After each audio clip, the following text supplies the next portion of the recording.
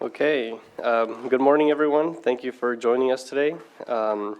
September 8th, 2022, Planning Commission meeting. I will call this meeting to order at 9:03, and can we begin with the Pledge of Allegiance? Pledge allegiance to the flag of the United States of America and to the republic for which it stands, one nation, under God, indivisible, with liberty and justice for all.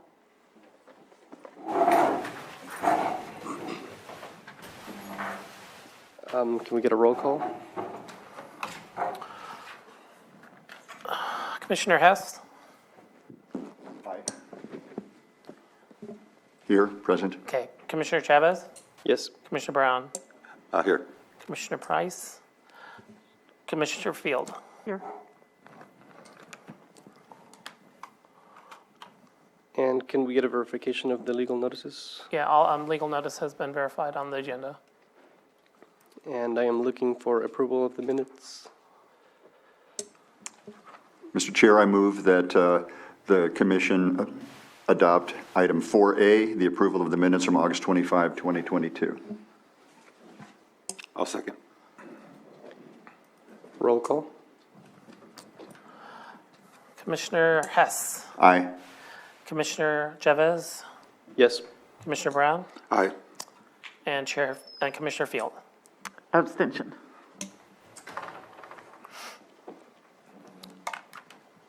Motion passes. Before we get to our first time item, we have citizens input.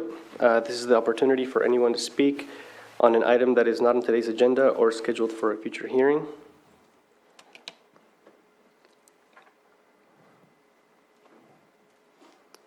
Jake, is there anybody in the Zoom room?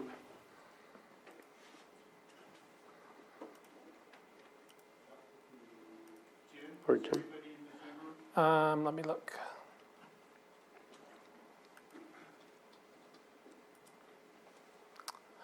There is no hands raised in the Zoom room. Seeing as there's nobody in the Zoom room or in chambers, I have a time of 9:05 for our first scheduled item.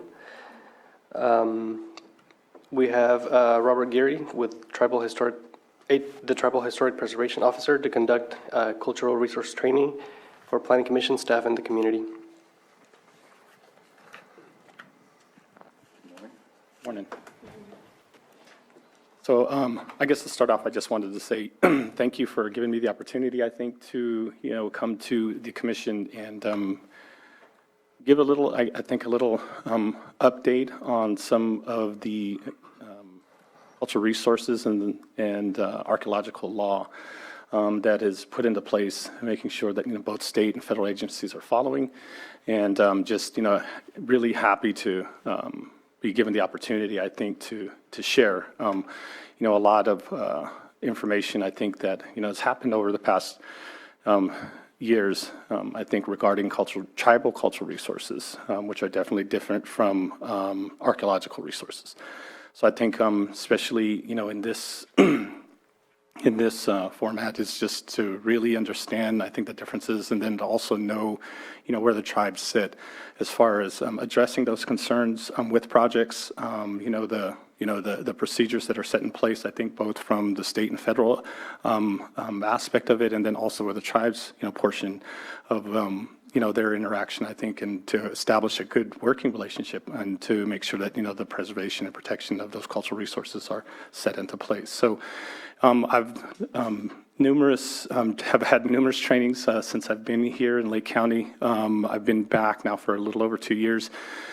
I worked prior to this and doing the same down in Yolo County, worked in 5 counties down there doing the same thing, site protection, but I was born and raised here in Lake County, and so it feels good to be able to come back and basically bring this expertise and this help, I think, to Lake County of understanding and really establishing, I think, a good working relationship with the tribes that are trying to preserve and protect, the cultural resources that are here in Lake County, just due to the high sensitivity of the area. And so I think it's really important that, like I said, we establish a good working relationship, with the planners, along, with the, tribal representatives. So I'm here today to be able to do that. Like I said, I've put on multiple trainings, I put on for actually this Lake County school districts for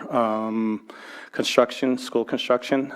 They're not exempt from school construction when there are sensitive sites that are, within their APE or APN.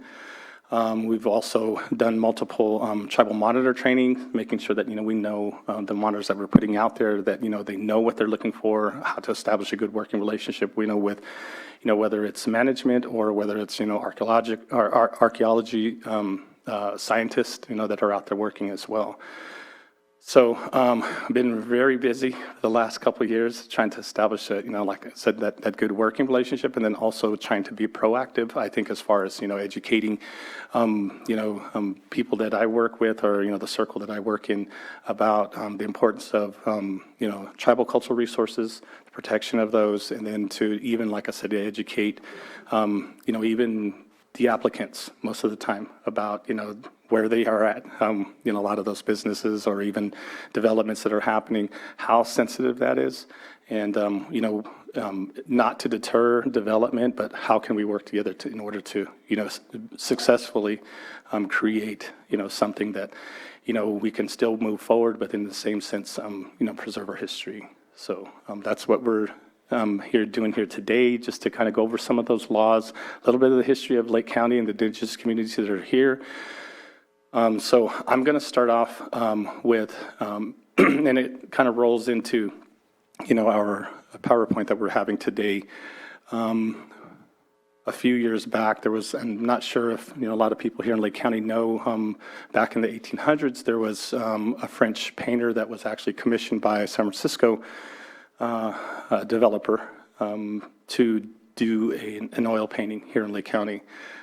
He did an oil painting that just came to light a few years ago, that was purchased by the New York Metropolitan Museum of Art.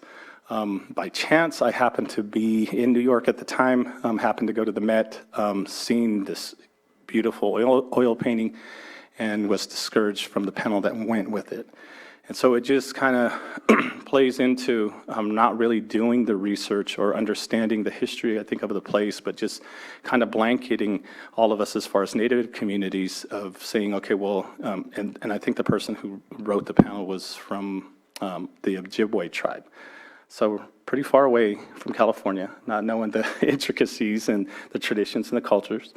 And so had a different aspect of what was going on in the painting. So definitely, made a relationship with the curator. Out of that came an exhibition that went from New York to San Francisco. I was a part of that curation team as far as, establishing and creating that exhibition. And really That was just recently, right, at the DeYoung Museum? At the DeYoung, Yeah, correct. that was cool. Yeah, so and it really kind of brought to light, I think, especially for us here in Lake County, we're, kind of out in the sticks. And so, letting people know across, the nation basically about, who we are, that we're still here, and that, Lake County, holds all of this beauty historically and even today. So I'm going to show that video. It's a short video. It's like maybe about a little over 9 minutes.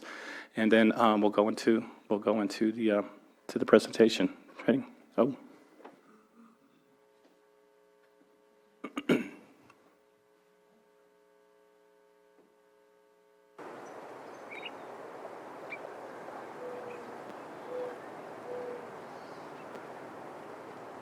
When I leave out of town and I come home, I come to the mountains and I see the two peaks on Konocti. That gives me a sense of now that I'm close. I'm close to being home. And it always just has a feeling inside that doesn't give that to me anywhere else. When I was younger, we would walk by mortars and see things that were kind of like left by our ancestors, and just knew that that was who we are. That was a part of us. I can walk out my door and walk down to the lake and still see mortars and pestles and arrowheads, and then I'm connected to that. We've always been here at Alem.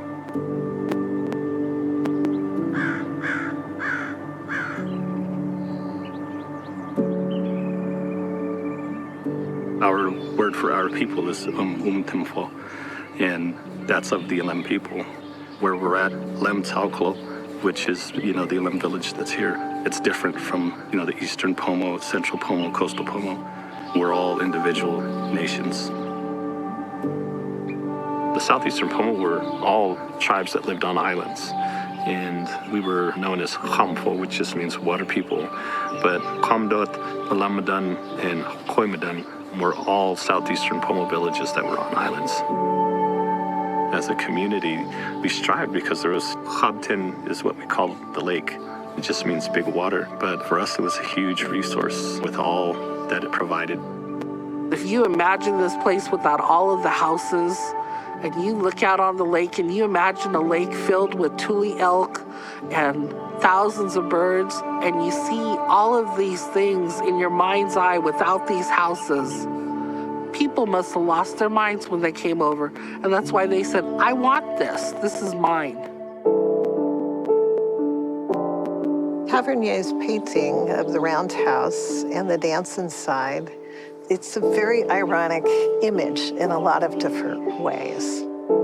It's this moment of cultural encounter where you see people coming in to a native homeland and engaging in the business of extracting natural resources. I think it's fascinating that you have the banker and the overseas investor in the dance house during the ceremony. And they are really representing one side of what the ceremony is trying to, sort of eradicate or certainly protect Native people from. So it's definitely a painting that's bittersweet. The ceremony that's depicted in Tavernier's painting is a newer dance that they call Mkhomkhe, and it just means the people's dance. It was something that came after contact. I think with the dying off of a lot of the native people due to the diseases and enslavement, starvation, the Mkhomkhe was a dance that was to protect everyone from this.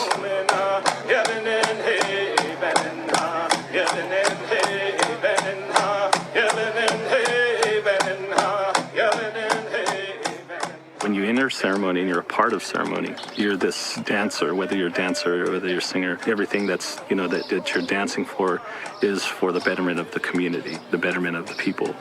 My dad used to say, this is what makes the water flow and the wind blow. Without this, it wouldn't happen. The dances that we hold are to renew our earth. They're to renew our people. The people give prayer to our Mother Earth to fix itself. As a Pomo, I can appreciate all of the things that went into this painting, and it shows a lot of the beauty of who we are. But at the same time, you have to understand it for what it is, which was the contamination of an entire side of a lake. And then you go, oh, well, how did it affect those baskets that are in the painting? How did it affect those dancers that are in the painting? How did it affect those mothers that are in the painting, those children, those men?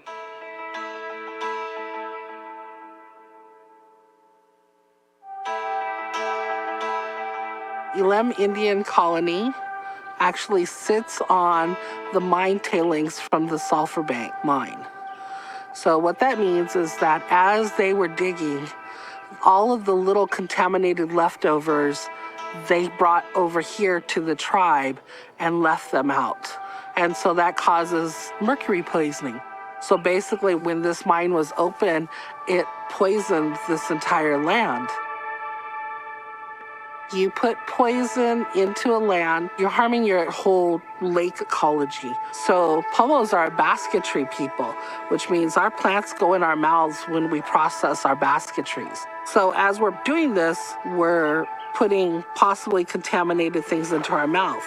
So then you're seeing mouth cancers, you're seeing things that are happening with your teeth. So it affected everything. One of the things that basketry enabled Native peoples to do is to perpetuate this real personal connection with the land, the homelands. So the baskets are a real reflection of extensive ethnobotanical knowledge on the part of Native peoples. Really just thousands of years of living with the plants, studying the plants, experimenting with the plants. You really had to understand really intimately the life cycles of everything that was around you and work with those.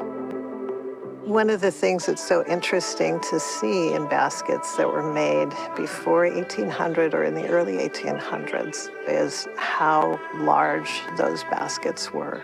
And what that tells you is just how abundant those resources were in the landscape because people had that much material available to them. It helped me understand the scale of change that's happened in California to the environment in just a short period of time. But it also showed me what a huge impact removing Native peoples from the landscape in terms of being able to tend to the land the way that they once had has also had on that landscape. Thurs09 has done a remarkable job of capturing the drama of a ceremony in the roundhouse. And it really is this very immersive experience. I think there's a very satisfying feeling about that, sort of like a hug, you know, that round shape, especially in the roundhouses that are put down in the earth. There's this real feeling of almost being in a basket. The vision that came for the roundhouse, that it was this basket that was supposed to be in the ground that was going to save the people from all the catastrophes that were going to happen. That's the reason why that it's, you know, in the ground. I'm sorry that people that are seeing the exhibit are getting just a bare glimpse of what the actual experience is like and the power of it. And that power is what helped us survive. We as indigenous people were always looked at as in the past and not looked at as us being here today. But people need to know that regardless of everything that happened, the Yolin people are still here in Lake County. Those ceremonies that are in his work of art are still happening today, and that's special. I'm glad to be a Lemumtiwi, a Lem man from this place, to walk next to things that my ancestors left behind for me, and to know that my children are picking up ceremonies and the things that are happening so that people just understand that we live in today's society. We're not something of the past. We're here today.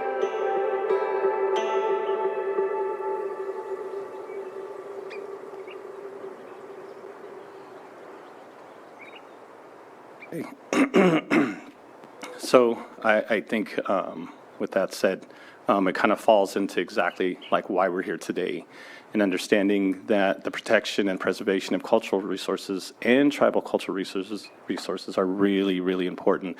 Lake County, to Lake County itself, for the fact that, you know, the Pomo, especially Pomo baskets, are world renowned. They're all over the world. Some of the most beautiful baskets, most strong baskets. We will take a 3-minute break, coming back at 9:25. Okay, I have a time of 9:26. We will continue the meeting. Mr. Gearin, you have the floor.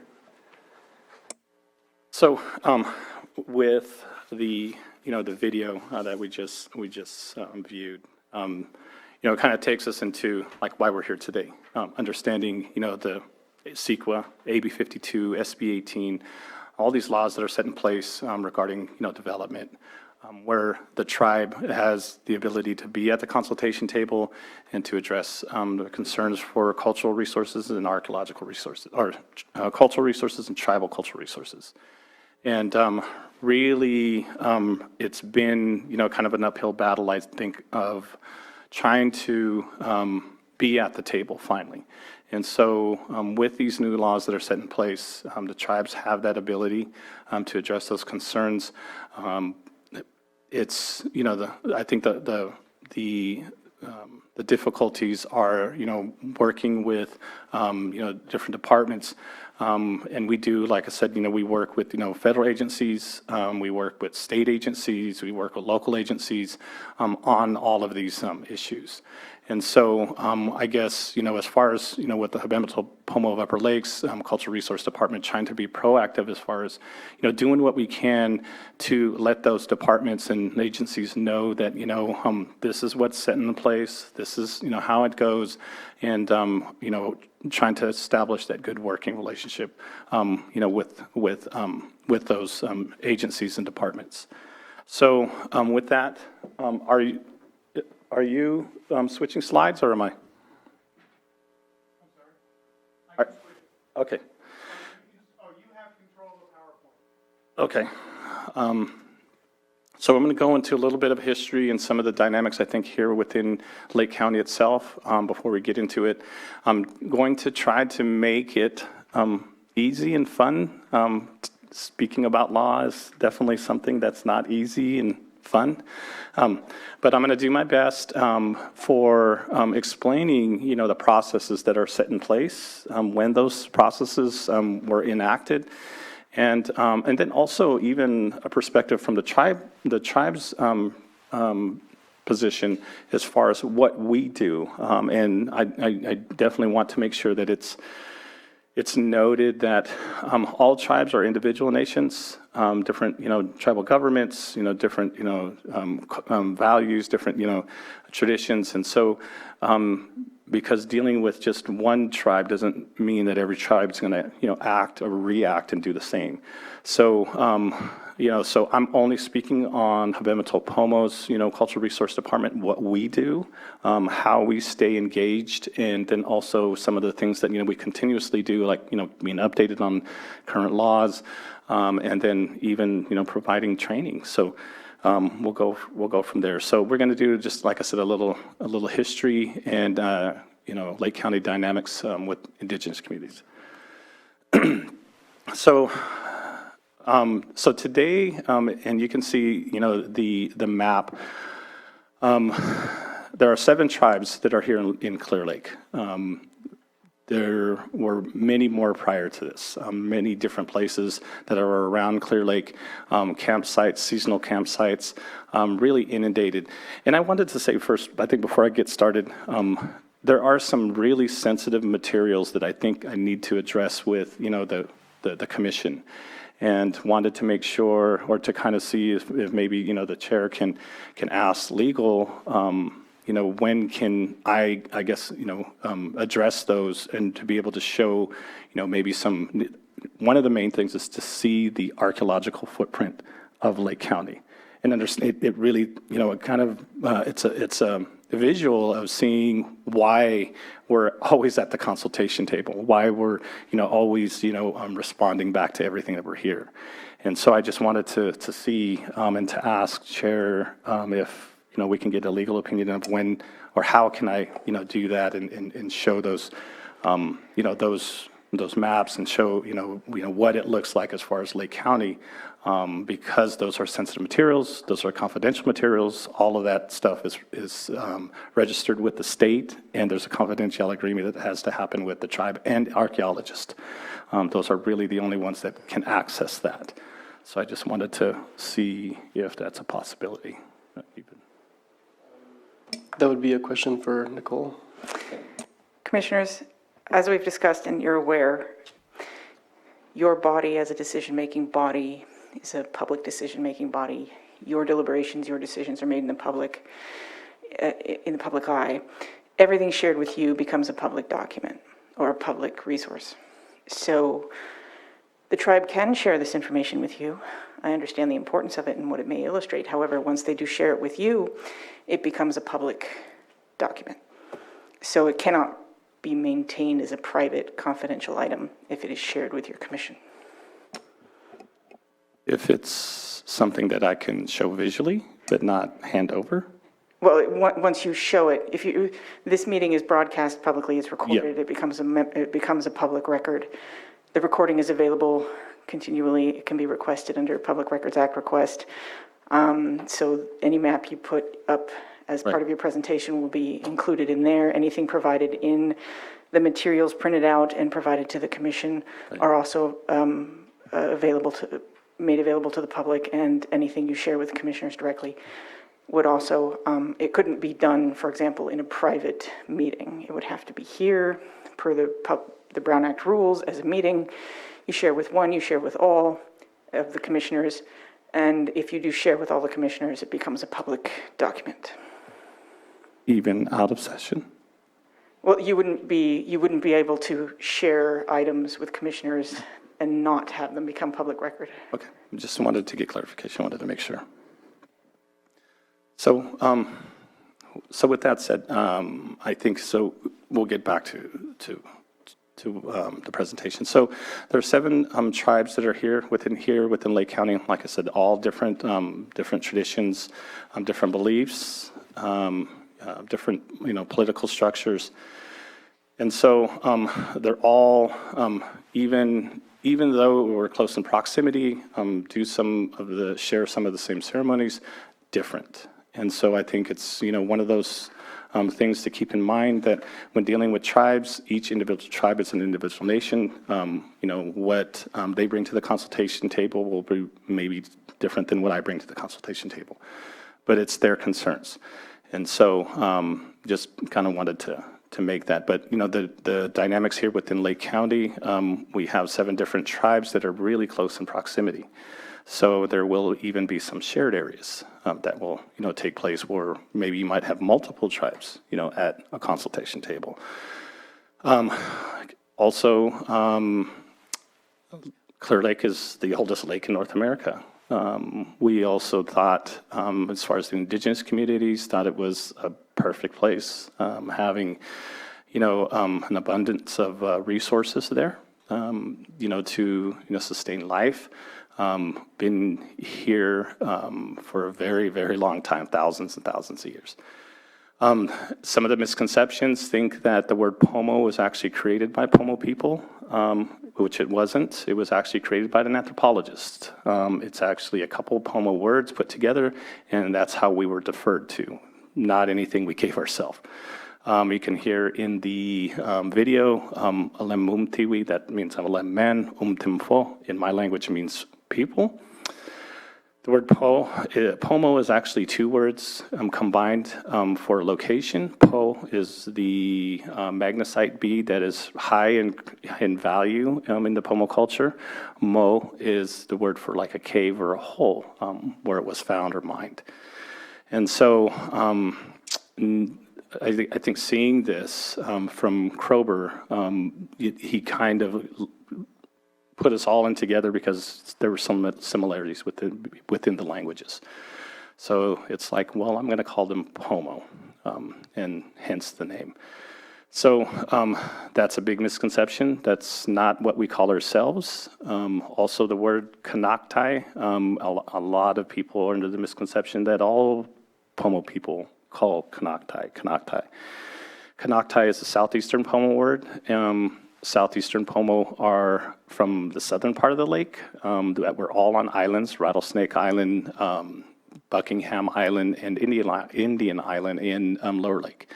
Those were all southeastern Pomo. Spoke a different language than eastern Pomo, which is Big Valley, Scotts Valley, Robinson, Upper Lake. So understanding the dynamics and the differences, different languages, different perspectives. So Kanaktai, which in our language is actually pronounced Konoktai, actually means old mountain women. From the visual perspective, from the villages from where we're from, you see both peaks. So each peak is an older woman from our creation stories. And so that word Konoktai is actually southeastern Pomo word, not eastern Pomo word. My mother is eastern Pomo from Big Valley. So all my relatives and my uncles and aunts are all from there. But the eastern Pomo word for Kanaktai is Denobatin, which just means big mountain. If you go from the villages over on this side and you look at the hill, there's only one peak because one peak hides behind the other. So different perspective. So these are things that a lot of people really don't know and understand, and then just kind of look at the word Konocti and say, oh, well, that's what they all called it, and that's not true. So different perspectives, different, settings, I think, for Konocti is really revered as a sacred area, as a sacred place.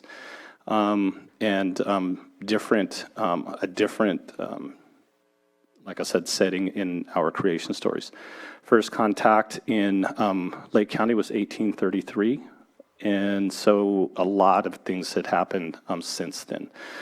The Pomas were affected by loss of land, disease, slavery, mining, missions.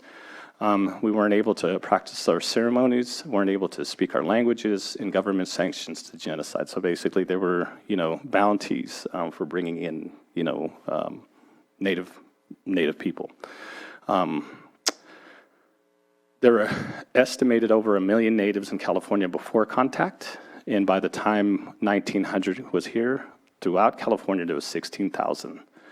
And due to these sanctions and due to changes that happened here in Clear Lake or here in California, this is, our numbers really dwindled fast. So with that said, we're still here. We're still here. We're a part of this history. We're a part of this county. We're a part of this state. And, we're striving as far as our numbers from 16,000. So just so you understand a little bit more too about California dynamics for tribal communities, today there are over 160 tribes that are within the state. 109 of those tribes are federally recognized by the government. There's at least 60 non-federally recognized tribes that are filing for recognition. A lot of those tribes are like in the Bay Area. There are no federally recognized tribes. Even though they're there are no federally recognized tribes in the Bay Area. A lot of the coastal areas were due to the missions. Basically they were bringing in the indigenous people into the missions and using them as slave labor and other things as well. The other parts were due to just genocide. They were basically going in and just wiping the indigenous communities out, basically for the land and the resources. So tribal variations range across the state. California is really, other than Alaska, the dynamics in California is like no other across the nation. There's not as many tribes located in one state. Like I said, here in just Lake County, you have 7 tribes, different languages, right? Different, belief systems, different traditions. And so throughout California, you can see how diverse it is. So you can literally go in between a county or even within a county and go from one nation to another nation to another nation. And a lot of people don't realize the dynamics are really diverse here in California. And like I said, it's like no other place other than Alaska that has, really a lot of villages or nations that are in that place or in that state. California is the only other one, no other. So intermarriages and histories make things complicated and confusing for outsiders. Like I said, my mother is from Big Valley. My father is from Alem. And so even though, I was born and raised over at Alem, all my family that are in Big Valley, I traditionally and culturally, I don't have the values that we have. I don't have the authority to speak or to overcross boundaries into Big Valley, even though that's where my mother's from, because I am from Alem. The language kind of tells our value system. When I introduce myself and I say Alembuk, when you break it down, it actually means that the land of Alem owns me, and only there. I have no right to speak on anything, or unless asked, or to make any kind of decisions in anyone else's territory. That's a cultural value, and it's stated in our language. So understanding that and understanding that, a lot of us were, with the intermarriages from, a lot of different places as well. There's one place that usually that you're from that you have that, that tie to the land. We're all connected and we all know each other. Like I said, Big Valley, my mom, my dad over at LM. I have relatives over in Robinson. I work for Habematol. And it goes like that all the way out to the coast. And so, we all kind of know each other. We know what's going on. We know what's happening. And it's just kind of like the network, right, on who we are and how, our ties that we have to, other family members from different tribes. But one of the other things was the boarding school histories and traditions tie us together as well. So, our children at one point, when boarding schools were, set into place, were basically taking those children and taking them into boarding schools.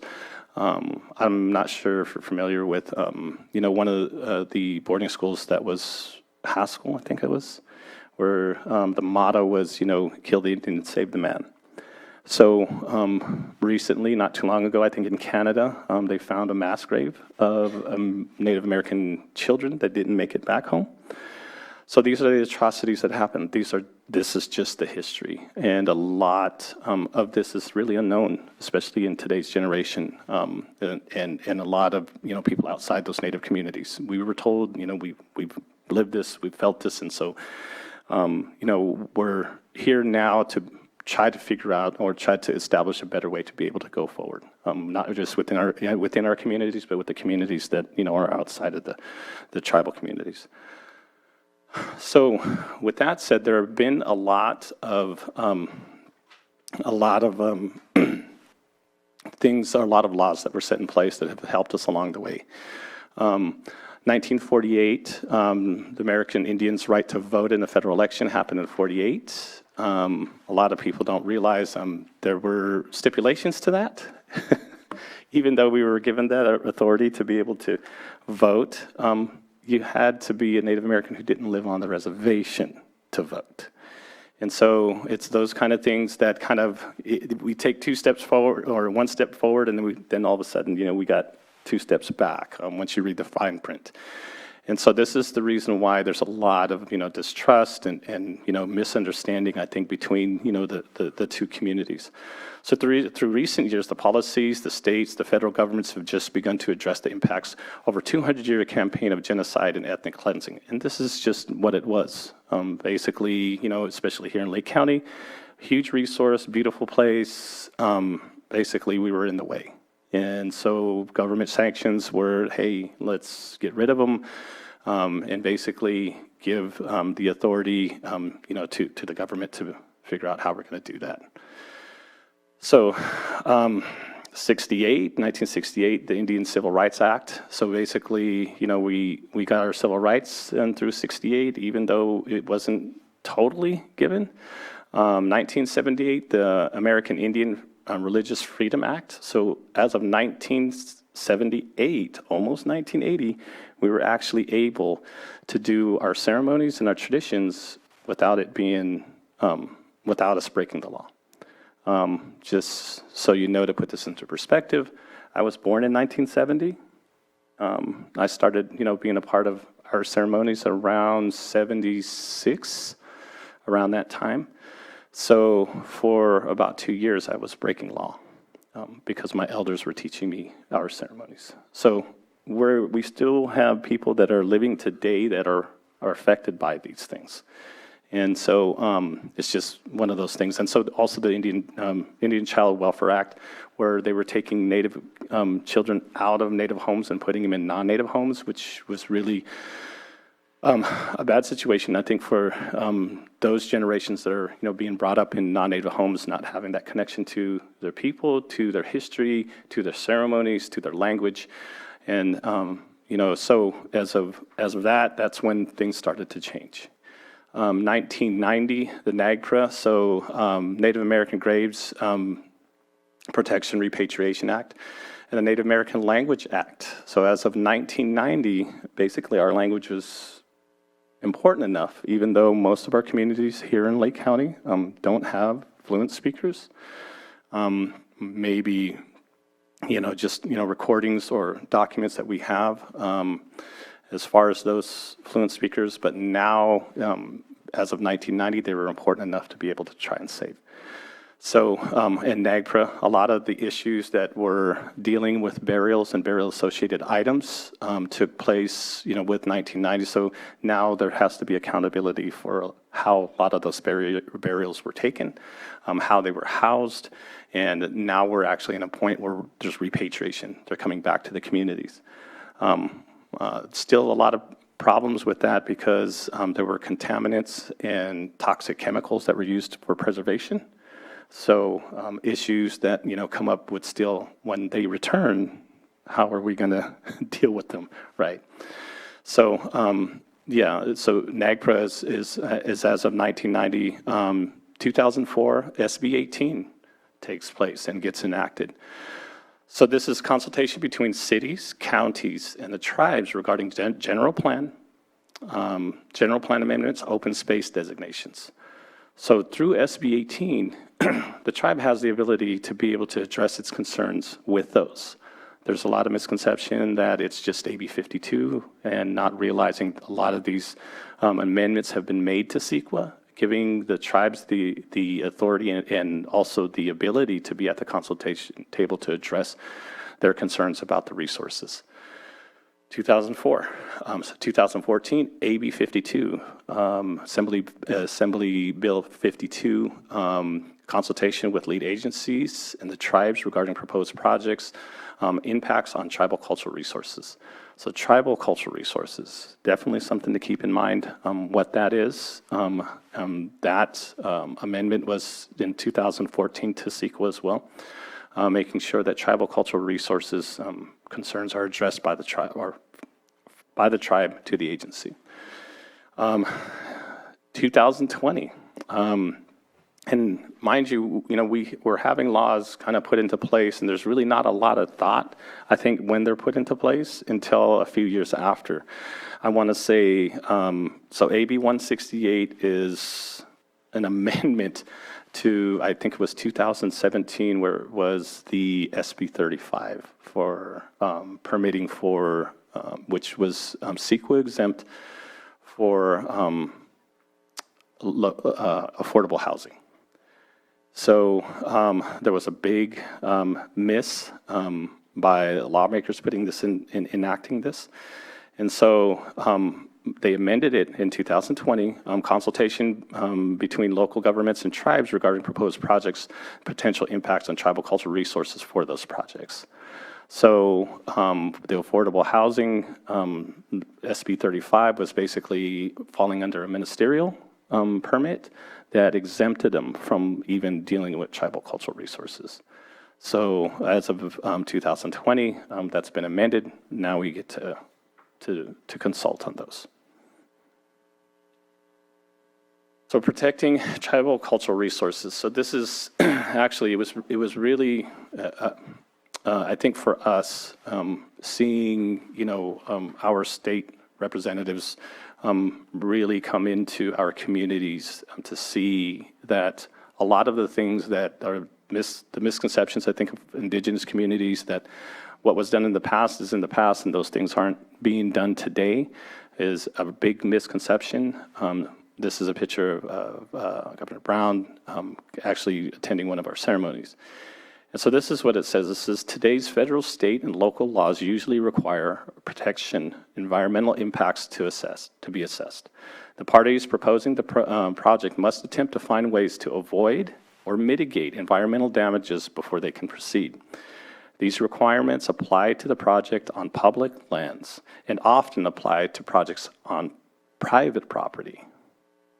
So very important to remember, not just public, but private. Archaeology and cultural resources are considered part of the environment. The Native American Heritage Commission maintains an inventory of sites in California that are important to the tribes and review environmental impact documents to protect these sites from damage or destruction. So this is what's set into place. by the government. This is what's set into place for federal, state, and local agencies to follow. So one of the things is there's a big misconception of what are tribal cultural resources. And when we see what those are, I think we'll get a better understanding of when permits are being issued or permits are being applied for, what are some of the things that our tribes are concerned about. A lot of, misconceptions are, just, the burial sites and items, and it's way more than that. So the definition of tribal cultural resources under section 21074 of the Public Resource Code states that tribal cultural resources are 1, sites, features, places, cultural landscapes, sacred places, objects with cultural value to a tribe that are listed or determined to be eligible for the listing on the National or State Register of Historical Resources or listed in a local register of historic resources, or 2, resources that the lead agency determines in its discretion are tribal cultural resources. So I think with that said, that's everything that the tribe has to bring to the table when coming to consult. There's still, these sacred sites that are still out there. There's still gathering sites that are still out there that are being utilized. There's all these things that have to be taken into consideration when, giving or issuing a permit that will either destroy those places or some way impact those places. So it can, tribal resources can be divided into 4 different categories. So number 1 is Native American remains and grave-related artifacts. Different types of burials may occur in one area inhabited by the same tribe, especially if it was inhabited over an extended period of time. There's no way to generalize about the burial practices of California Native Americans. The possibility of discovering remains and methods for preventing or minimizing disturbance for burials must be evaluated individually for each project. So those are some of the things that we take into account if we know there's a high sensitivity for burials. How are we going to deal with those when those discoveries, or if those discovery happens? Let's get a plan that's put into place. And when or if that situation happens, this is how we'll deal with this. One of the reasons why I wanted to really explain a little bit more about this is because due to the history in California, especially here, one of the reasons why the burials won't be the same is because after contact, there was a time where cremation was practiced. And then after time, when the indigenous communities were being impacted by the settlers and then, even being, sought for enslavement or even, genocide, the genocide campaign was scary to the indigenous community. So their practice of cremation fell to the side because once you did those pyries and did cremations, it created this big, plume of smoke in the air and basically gave a location of where you're at. So there's not one way. And then, also with the influx of, the new religion coming in, that you have to bury, you have to do it this way. So it changes, for us as Indian or indigenous communities, that history of how our burials were done. So you can see somewhere, we might find or know about or come across, cremations or partial cremations or, burials.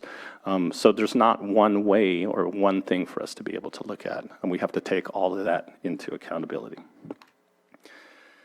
2, traditional cultural sites are villages, campsites, gathering, harvesting areas, quarries, tool manufacturing areas, rock paintings, carvings, areas of burial grounds. So this is number 2, all of those fit under number 2. Those are things that, like I said, we take into account anytime that we're looking at a project. Are there any that have been found there? One of the things to kind of keep in mind is when the tribe is at, the consultation table, it helps us make a good determination with the archaeological data that we receive, that we get, but it's not all. We also take a look at other indicators of, location to water, gathering areas, information or data that the tribes collect from the elders or the community, and to try to make sure that we have a good determination when addressing projects.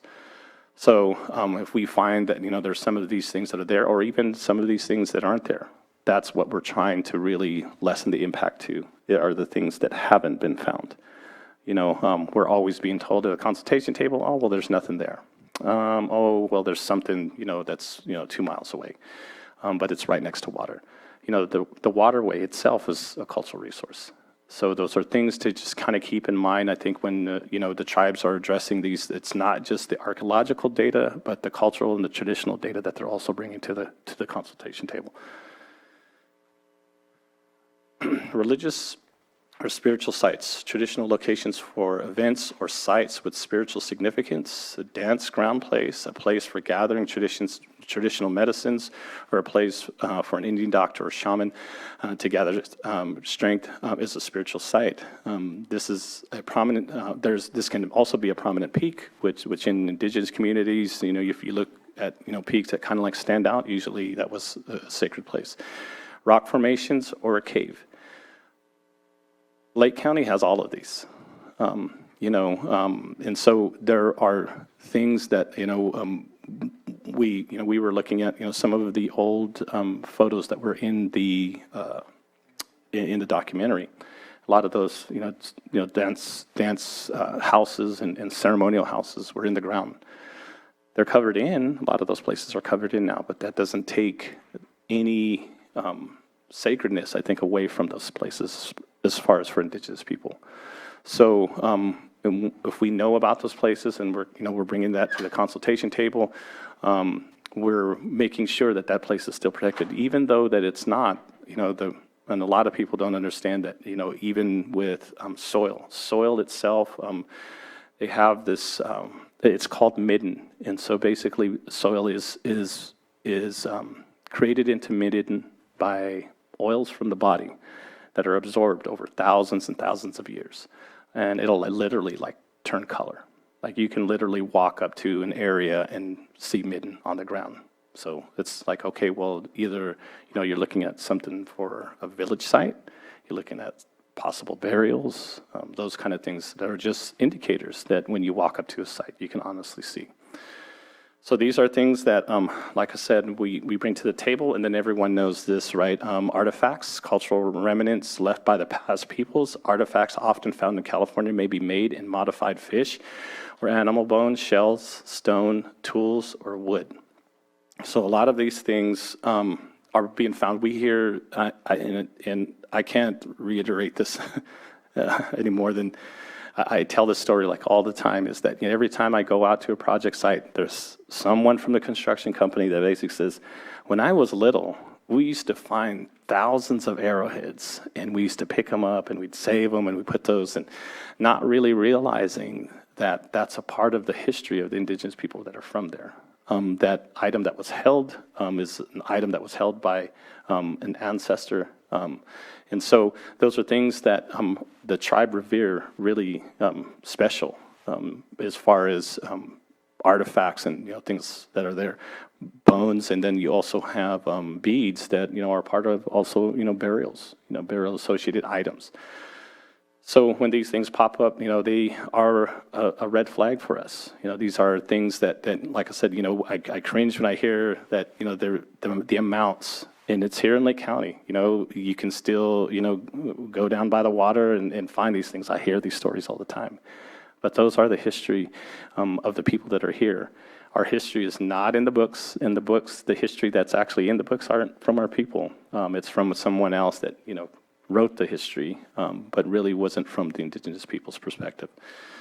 So these are the 4 categories that we have, and so I wanted to make sure that you had the handout and, that you have something tangible to be able to know and to look at when, you have permits that are coming to be heard, and that you can, have something in your hand to look at and say, okay, well, what about this, right? Are these a part of this landscape? Kanaktai is, like I said, not just from the tribes that are here in Lake County, but all the way out to the coast. Kanaktai is revered as a sacred area. So, why are tribal cultural resources still being found? So, hundreds of thousands of indigenous people in California, for that fact. Like I said, prior to that, millions. For tens of thousands of years, the constructions of countless village centers, religious ceremonial sites, and houses. So these things were being constructed all the time. It's not just the main villages, but there also were seasonal villages. So different places of the year the tribe would go and stay because maybe the resources were abundant during that time. So they're all over. And I think here in Lake County, because just the resource itself, the lake, really, I wish I can show you this map because it basically looks like Lake County has chicken pox. Every archaeological site that's there is a red dot. You almost couldn't see too much land underneath those red dots. It's that sensitive. And so those are things to keep in mind, I think, when, permits are being applied for and consultations are being scheduled, that this is the information, like I said, that I know that I'm bringing to the table, along with the information that the tribal elders are providing, and then even some of those sites that are still being utilized today. Like I said, the gathering for, plants, ceremonial areas, people are still doing. So those old ceremonial areas, the old roundhouses, the old sweat houses, all of those are still around. They're in people's, APNs. And so anytime that we hear a ministerial permit, it always makes me cringe because they're trying to make sure that there's no way that we can address those. So when somebody puts in, landscaping or a pool or those kind of things, and they run into it, there's really, I wouldn't even know about it because it falls under exempt. And so we're trying to get to a point where we can change that. Any kind of ground disturbance that happens with any project, whether it's on private or public, the tribe would like to know. A lot of people are bought land and, they're wanting to do these things. And so the protection and preservation of those really fall upon, the tribes and the county working together. So these are, definitely some things I'm hoping that will change in the future with the ministerial, that, we'll be able to address those as well. So holding the remains of hundreds of thousands of ancestors and artifacts ranging from the spiritually sacred to everyday tools. Like I said, this is just something that, I walk down and I can see from my house. The unfortunate thing is with the drought and, the receding of the shoreline, I have people that are constantly, and we're a federally recognized tribe. We're on federal land as a reservation. But as soon as that water goes down, it opens it up for people that are coming onto tribal property, reservation land, and digging up the ground and looking for these things. And for me, it's an atrocity because once that's gone, then the history's gone. And if you don't know, tribal cultural resources and cultural resources are non-renewable. So once a bucket goes and it destroys, whether it's a burial or a bucket destroys, cultural resources like these, they can't be undone. It's already done. It's destroyed. And so I think with that said, it's just really important that we do our due diligence in making sure, what we can do. We've always, advocated for trying to be on a project as early as possible, even to the engineering portion of it, to bring this kind of data and information to see how can we protect and preserve in place. That's the ultimate goal. If not, then there's these other mitigation measures that we like to, require of the project to make sure that process happens. So although a lot has been destroyed through looting, archaeology, and otherwise, the subsurface of California is the resting place of thousands of years of California history that has a great significance to California tribes today. So even though there have been a lot of development, there's still a lot that's there, and that's what we're trying to protect. Like I said, that is the connection from the indigenous communities to the land. It's their ancestors, it's the items of their ancestors, it's their locations of their ancestors. It's also the gathering places that have been gathered for thousands and thousands of years that are still being utilized today. And so what do we do to protect that? And now we have the ability through AB 52, SB 18, AB 168, to be able to address these and to be able to protect and preserve these things. So it's just one of the things that, we try to make sure that, a lot of people, especially the departments, realize it and know. And so that's just a little bit of the history of kind of what's been going on and to just clarify, I think, about what cultural resources are. Really important to know what those are because, the Planning Commission here is really our gate of making sure that this process is being followed by all applicants. And like I said, in no way is Habemetal, because I can't speak for any of the tribe, but in no way is Habemetal Pomo of Upper Lake, they're standing against development. We're just wanting to make sure that these processes are set in place and followed. And I think since I've been here, we probably answered back. Eric probably knows this. I have a really good relationship with Eric now. I've called him almost constantly. But addressing those situations. And even though it's not in my territory, I will answer back anyway and let, depending on who the planner is, letting them know who to reach out to. Because if it's in another territory, another tribe's Aboriginal territory, I'll defer to them, saying, okay, well, this is who you talk to, this is their contact information. And so to be proactive as far as even coming here today, doing anything I can to ensure that, we have these processes and that we're following these as we're issuing, these permits and taking this into account. I'll do everything I can to help, the situation. So we'll get into some law. I won't drag this out. I know legal, she's pretty familiar, I'm pretty sure, with all of this. So it's taking her, she's probably going, yeah, I've seen this, I know this. But I think for all of us, it's very important for us to understand and know the laws that are there. So in 1966, the National Historic Preservation Act, Section 106 is a legal authority that applies to cultural, historic, and archaeological resources. So as of 1966, this was set into place. There's actually things that have been set into place where when people break these laws, they're actually, they can either be convicted or fined. But it's just making sure that there's the agencies that are out there to enforce these. And so we've been proactive, like I said, we've worked with, the school districts, we've worked, with the counties, we've worked with, federal agencies, and we've even actually done a portion on archaeological crimes with the sheriff's office. So anything and everything we can do to be proactive is what we're trying to do. So 1966, like I said, something was set into place to protect these. 1970, California Environmental Quality Act, CEQA, the National Environmental Policy Act, these things were set in place in 1970. The unfortunate thing is, with CEQA, it was there to protect the environment, but it really didn't address or give the tribes to be able to address its concerns. Everything was archaeologically based. And so something else needed to happen.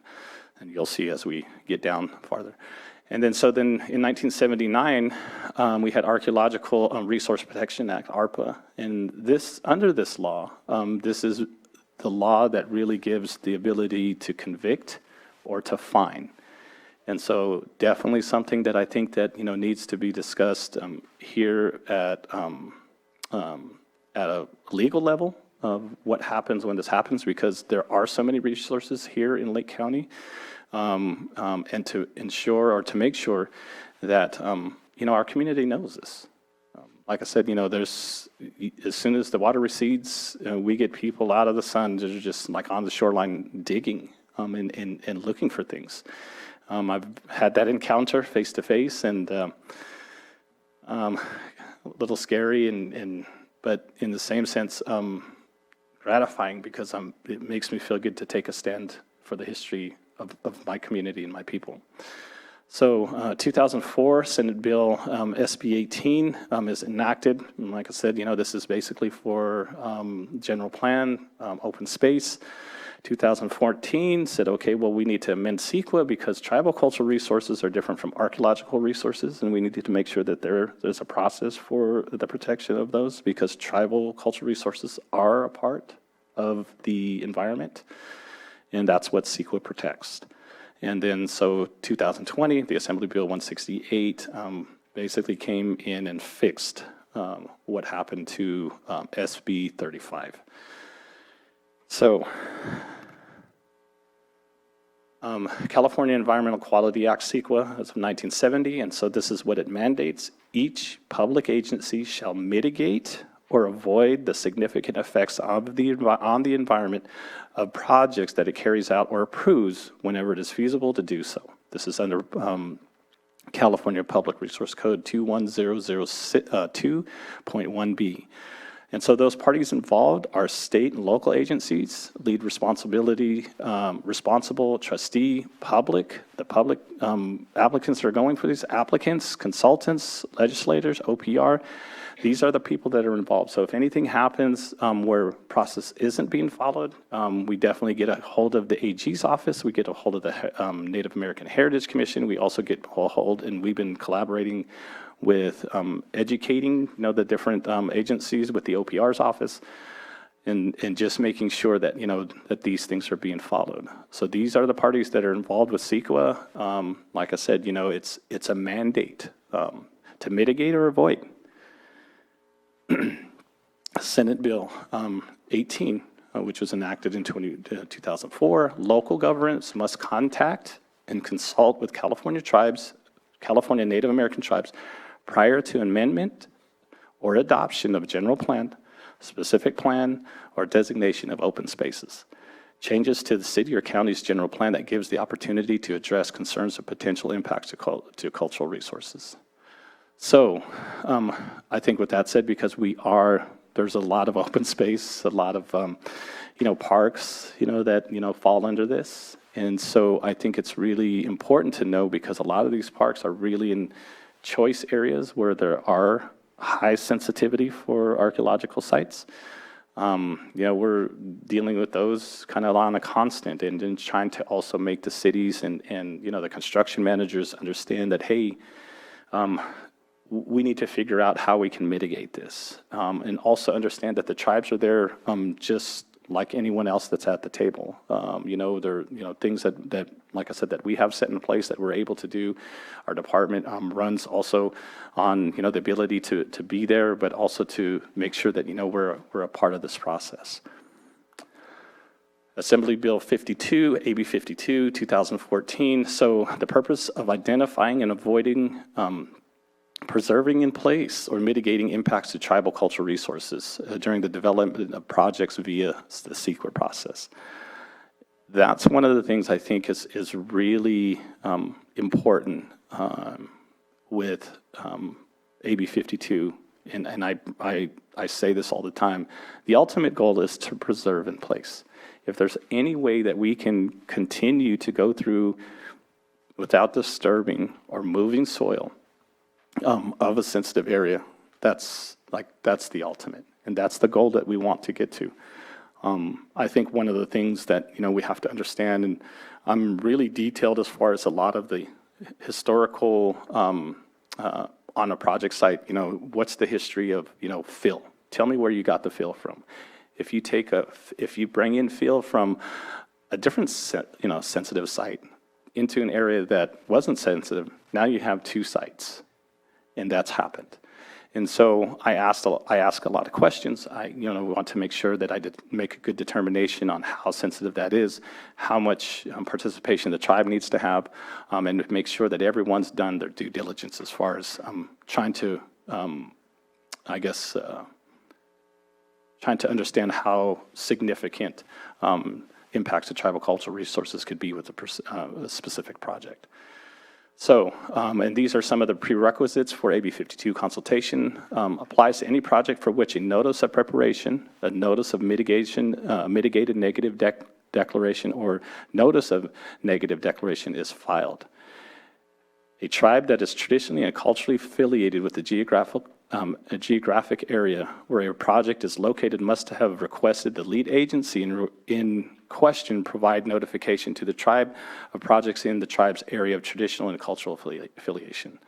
So usually that happens with a letter.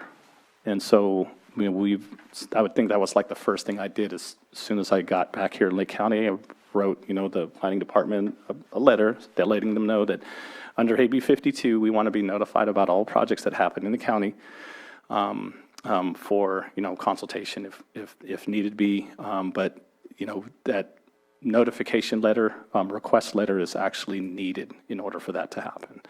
So that was one of the first things that I did. So, and then, like I said, we get, notifications for every project, but we'll consult just on the ones that are affiliated with our cultural, our Aboriginal territory. AB 52, consultation procedural requirements. So these are some of the things that, even on the Native American Heritage Commission, these are the best practices, and these are the things that are kind of like how it is set into place for consultation under AB 52. So the tribe's request, and this is what I was talking about earlier, in order to participate in AB 52 tribal consultation, the tribe must request in writing to be notified by lead agency through formal notification of proposed projects in the geographic area in which the tribe is traditionally and culturally affiliated. So that has to happen. The tribes have to give notification or request notification under that. Number two, notification by the lead agency. So the lead agency, within 14 days of determining that an application for a project is complete, or of a decision by a public agency to undertake a project, the lead agency must provide formal notification to the designated contact or tribal representative for traditionally or culturally affiliated California Native American tribe that have requested notice in step one. Through written notification. So 14 days after that application, gets submitted and is approved, or basically that's when we should be hearing something about this. We've also requested that our notifications be via certified mail. Our 30 days starts when it gets to our office and stamped. It's time stamped. And so we have 30 days from that time to be able to respond to that project. And that's our process as far as Habemental. Number three, the tribe requests consultation. The tribe must respond within 30 days of the receipt of the formal notification and request for consultation. So we have 30 days to respond after the 14 days that the agency has to be able to get that notification out. So 30 days. When responding to the lead agency, the tribe shall designate a lead contact person. In my letter that I sent to the Planning Commission, I let them know that I was the lead contact for Habemental Pomo Upper Lake, gave my contact information. This is, who needs to be contacted. This is, the information to set up, consultation if need be. If a tribe does not designate a lead contact person or designates multiple lead contact persons, the lead agency shall defer to the person listed on the contact list maintained by the Native American Heritage Commission. So just because there's not a response or there's no one, I think as far as contact information that the agency gives up, it still has to contact the Native American Heritage Commission. The Native American Heritage Commission has a list of the person to contact, and the agency needs to contact them. Now, whether they respond is a different thing, but it's not over after the first, right? So, number four, lead agency begins consultation. The lead agency shall begin the consultation process within 30 days of receiving the California Native American Tribes request for consultation and prior to the release of a negative deck, mitigated negative deck, and a environmental impact report. So I always tell everyone, remember 14-30-30. Right? 14, 30, 30. I'm kind of one of those guys that remember things in clusters. So 14, 30, 30 is the way I look at it, and I remember 14 days to be notified, 30 days for me to respond, and then another 30 days for me to receive a consultation. Right. And prior to this, and I always want to make sure that this is known, that this is prior to a negative deck or a mitigated negative deck. So this happens before that happens. We can't just jump the gun and go straight to an M&D, right? This is the process. So the conclusion is concluded whether either of the following: when the parties agree to mitigation measures, and so the mitigation measures really, the parties that mitigate that are the parties from the developer and the tribe. How are these discoveries going to happen? How are they going to take place for inadvertent discoveries? All of that has to be set into the mitigation measures. So basically, this is kind of like a checklist of like any inadvertent discoveries. This is what's going to happen. This is who's going to be contacted. And so our department really is, like I said, trying to be as proactive as possible. So the tribe has its treatment protocols about how inadvertent discoveries are dealt with. Down to the point to where it even gives us a buffer zone, the type of tools. If we're dealing with burials, we don't like metal tools because it'll scrape the bone. We ask for the archaeologist or who's making that determination to use wood. So pretty detailed. And we want to be as transparent as possible. So we bring that to every consultation table and say, okay, well, hey, we would like to make sure that this is followed. We're still trying to figure that out about how to make sure that we incorporate that. And so I'm thinking, we can get a good one put together. And like I said, that's definitely something that has to happen individually with each tribe, which will be different because of, like I said, the beliefs and the needs from each individual tribe. So, but this basically has to happen when both are in agreement. Sorry, when both are in agreement with how discoveries are going to take place. So I think with that, I would like to also kind of mention that sometimes, I know for myself, I like to make sure that, or try to request that we keep consultation open until until the project is finished, for the fact that if there's any reason that we need to come back into consultation, if there's something that maybe is not put into the mitigation measures that we encounter, like how do we deal with that, right? One of the big misconceptions is that the archaeologist is the expert and basically has all the say of how everything's going to go, and now we're starting to say, well, no. We want to collaborate with the archaeologists as far as making sure that the requirements of the tribe, some of the concerns of the tribe, and that a plan is put into place with collaboration of both archaeological and tribal concerns. So, AB 52 and SB 18 tribal consultation procedure requirements. How does the tribal consultation begin? When SB 18, local tribal governments, this is definitely something to remember. With SB 18, local tribal government contacts the tribe about the opportunity to consult. The tribe has 90 days, not 30, 90 days to respond to that consultation under AB 52, or SB 18, I'm sorry.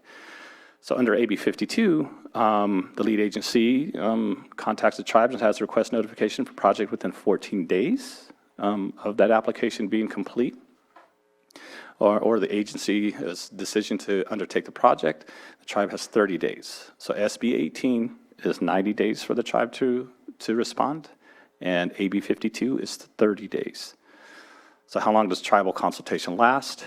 And this is the reason why I always ask this, because, like I said, we just never know what's going to be found, how we're going to deal with every situation. So under SB 18, there's no statutory limit on how long that consultation lasts. AB 52, same thing, but the environment documents cannot be released until the consultation has been initiated. Not complete, initiated.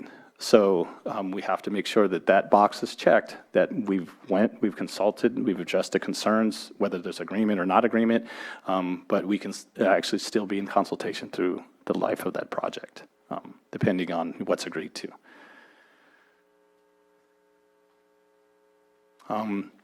Tribal consultation substantive requirements, and this is something that I would like everyone to remember, is that an EIR, an MND, or an ND cannot be certified unless one of the following occurs. The consultation process between the tribe and the lead agency has concluded, so basically we have an agreement and we know where it's at. The tribe requests consultation but failed to provide comment or otherwise failed to engage in consultation. If the tribe doesn't respond, the lead agency provides notice of the project of a tribe, and the tribe fails to request consultation within the 30-day zone. This is the only way that it can happen. So I am getting, like I said, as far as where MNDs and a lot of things prior to even being notified. So we just kind of got to keep this process in mind of making sure, because usually in an MND and an ND, even though we still get to comment at those periods, a lot of it is due to the fact that we need to just make sure and ensure that, there's culturally appropriate mitigation measures, because now we're dealing with tribal cultural resources that are set into place. And like I said, archaeologists, I applaud them for all the hard work and things that they do, but coming from a traditional and a cultural perspective of how to deal with whether we're talking about burials, burial-associated items, sacred areas, those kind of places, they're not going to have that knowledge. And so tribal cultural knowledge is also substantial too. Mr. Geary, Yep. if I could just take a moment, I'd like to inform the commission as to what our processes are currently in the department. In the last few weeks, we've been working within our department to sort of get clarity amongst all staff on the procedures, because proper notification and participation by the tribes is a priority as we process our projects. So when we take in a project, if we can already see that it's going to need an initial study, say a neg deck, a mitigated neg deck, an EIR, we automatically send the AB 52 out right at the beginning. This is in order to give plenty of time for them to get back to us to request a consultation.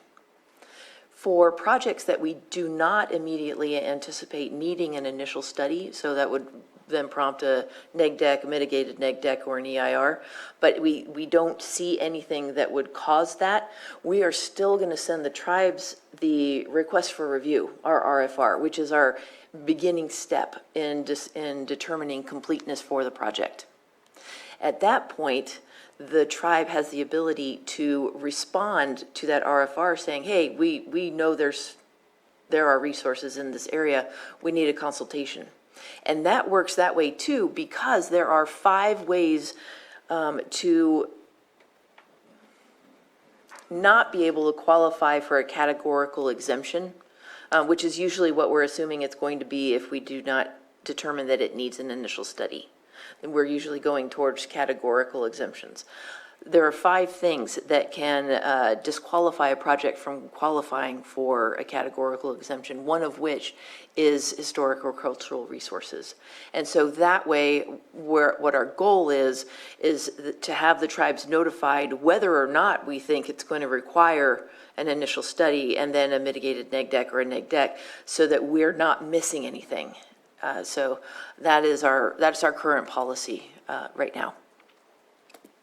Thank you. Oh, one more thing. Sorry. And I'm so appreciative of Mr. Geary's efforts to help us all get onto the same page, because as a result of our conversations, we also have more detailed questions that we have included in planning project permits. These are all specific to ground disturbance potential for any project. We've also shared it with the Water Resources Department, so they can now insert it into their lake bed management or lake bed project permit applications. I think we sent it to Public Works and Public Services. I'm looking for nods. Yeah, good. Okay, good. So that when we have county-led projects, we're going to get enough information up front that'll help the tribes to determine if this is an area of concern or if the project causes concerns. It's all meant to improve the efficiency, both in our communication and in our project processing times. Thank you very much. Thank you. That's really good to hear. I'm happy with that. So, yeah, that really makes it a lot easier. The RFR, I guess my question is that still a 30-day response? Typically, RFRs are on a 15-day response because by law, we have 30 days after we receive the project and the fees and open the file. We have about a 30-day time period to determine completeness. That's prior to launching our initial study. Okay. So there's still going to be plenty of time Okay. because we rarely will ever do an initial study turnaround in like 30 days. Those things take time. They're going to take circulation time. And so, yeah, but typically the RFR is just a 15-day turnaround Okay. time. Okay, great. So as long as I still have the timeline for the IS and notification for it, I'm happy. So, okay, so I'm hoping I'm like making this, a little more, I guess, understanding as far as from the perspective that, when we're talking about, consultation, what is expected, I think, from our standpoint and, how we're looking at what's set into place to follow. So if anyone has any questions, please, don't hesitate to raise your hand or let me know. And, hopefully, I or Maria, can answer that. But no, it feels really good to be able to hear that, we're starting to see, change that's really, when everyone, I think, when everyone's working together, it really, it takes the process and it works through faster for the fact that everyone knows what to expect. I think when, things are being brought up where they're, people are not sure whether they know or didn't expect it, that's when we hit, kind of like some really thick walls to be able to go forward. So thank you very much. So, and this is what I was talking about earlier, was tribal knowledge as substantial evidence expert opinion. So CEQA says substantial evidence includes fact, a reasonable assumption, prediction upon fact, or expert opinion supported by fact. So this is Public Resource Code 21080 E1, and then CCR 15384. AB 52 says California Native American Tribe, that's what CNAT stands for, acronym for, traditionally and culturally affiliated with a geographic area may have the expertise concerning their tribal cultural resources. This is under Public Resource Code 21080.3.1. This is what really is important, I think, when consultation happens. Anything that the tribe is bringing to the consultation table is not just the scientific data, I think, that's held with the state and from the standpoint of an archaeologist, but also the data and the information that the tribe has within its own community of, sensitive areas, certain areas. So that is definitely something that's brought to the table and needs to be looked at as far as substantial expert opinion. So the legislature found that and declares that because CEQA falls under a sufficient degree of analysis, tribal knowledge about the land and tribal cultural resources at issue should be included in an environmental assessment for projects that may have been a significant impact on those resources. So I think with that said, there's a lot of times that, we're not a part of the process when an EA either is being done or even, the tribe's not consulted. Every tribe will deal with it differently. I know we went out on a few where we did get notified by the archaeologists that we're just going to go out there and do a survey. about, what they were doing. It gave us an opportunity to really look at, the area with the archaeologist out there, and was able to have a little discussion about, or have a discussion about the concerns before even get to the consultation table. So in that ARC study that's happening, at least it's known and noted in that report that, the tribe was a part of it, what their concerns were, if they had any, and that they were a part of that document. So, but like I said, not all tribes, will partake in that, because a lot of the information that comes from the tribal communities are same thing. It's data that the tribe is kind of sometimes reluctant to put out there. They can still be vague. They can just say, okay, well, it's, but there are areas that are in there that's, significant to us.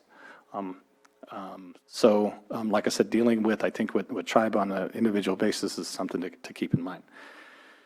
So considerations, archaeological information is not the same or a substitute for tribal cultural resource knowledge.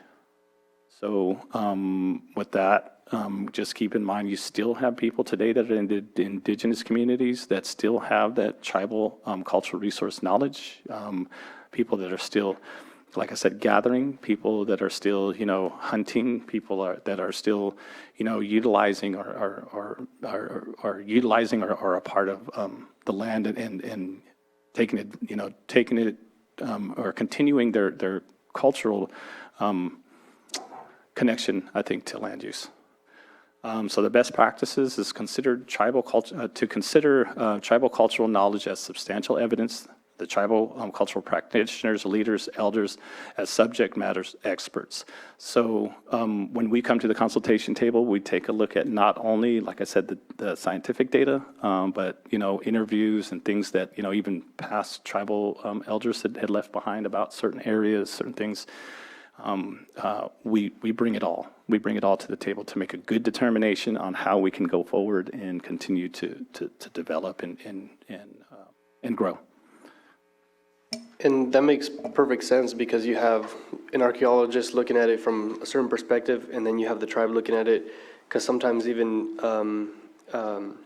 spiritual knowledge is something that an archaeologist can't see.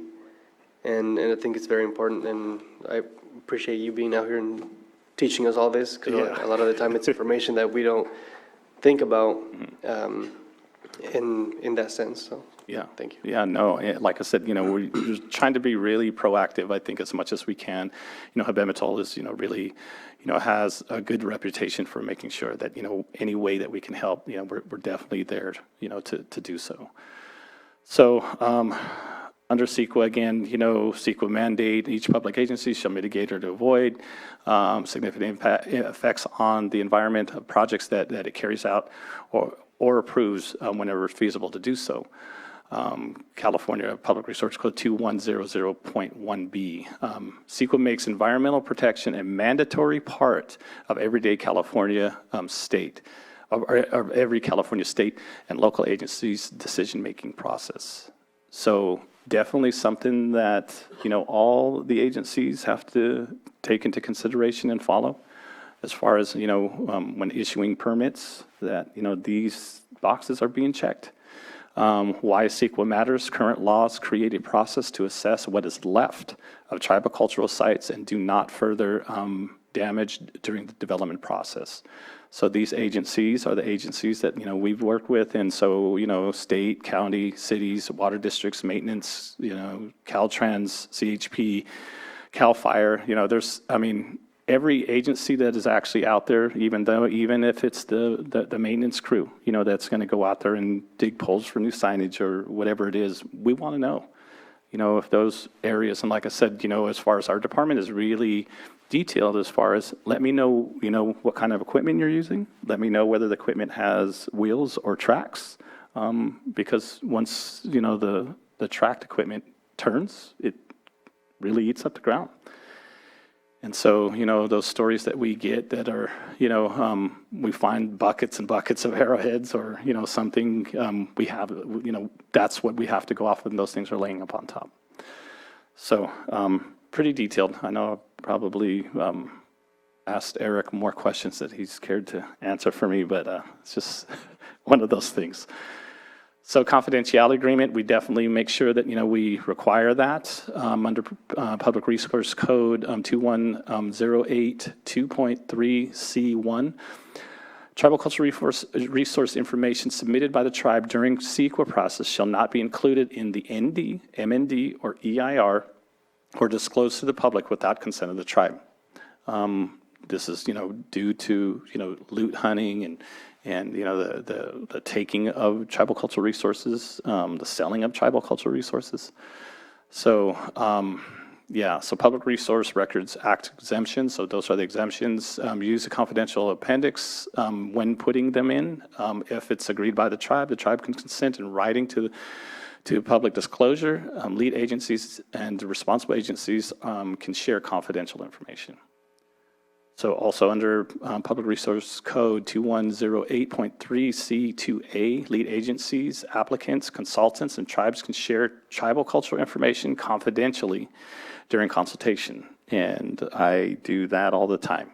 I definitely bring a map of the actually APE or APN, and just to show and make sure that the developer knows I'm not here, making anything up. These sites are actually registered sites that are with the state and should be in the archaeological study that's submitted for, a project.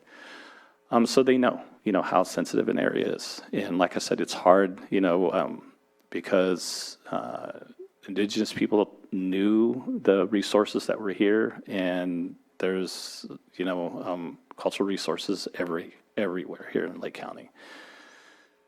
Legal duty the legal duty of care not to disclose confidential tribal cultural resource information to prevent looting, vandalism, and damage to the TCR. And this is the reason why we don't really want to divulge too much. And then even at consultation, we let them know that this is confidential. It's not information that I can literally hand over, but I can show at the consultation. So it's usually something that I do. Under PCR 2108.2.3C2B, confidential requirements do not apply to cultural resource information that is public. The applicant already has it before it is provided to the tribe. Is information developed by an applicant or applicants, consultant independently?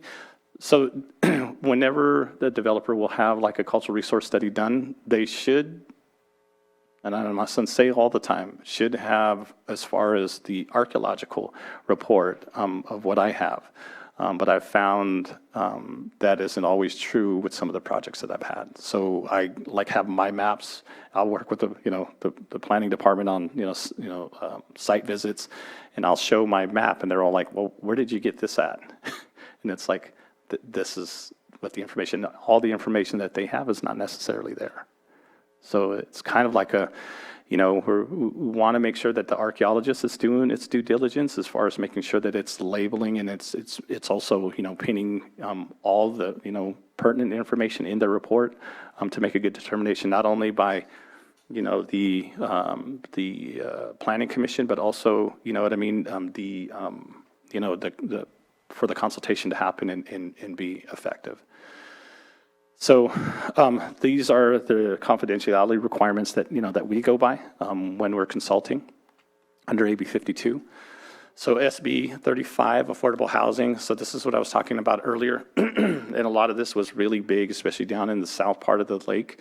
SB 35, which is, like I said, enacted in 2017, created a streamlined ministerial approval process for certain affordable housing development proposals seeking review.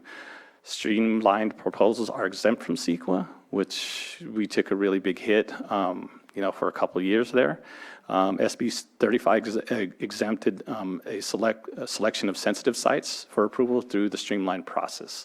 So those sites were lost. We lost those because we didn't have the ability to be at the table. 2020, an amendment was made under SB 35, which is AB 168, under Section 1. There was an oversight in Senate Bill 35. in that it did not consider the potential destruction of tribal cultural resources listed on the historic register or potentially eligible for listing on historic registers. And then B, the legislature desires to correct the oversight without losing any of the protections of the Assembly Bill 52 process, which is contained within the California Environmental Quality Act.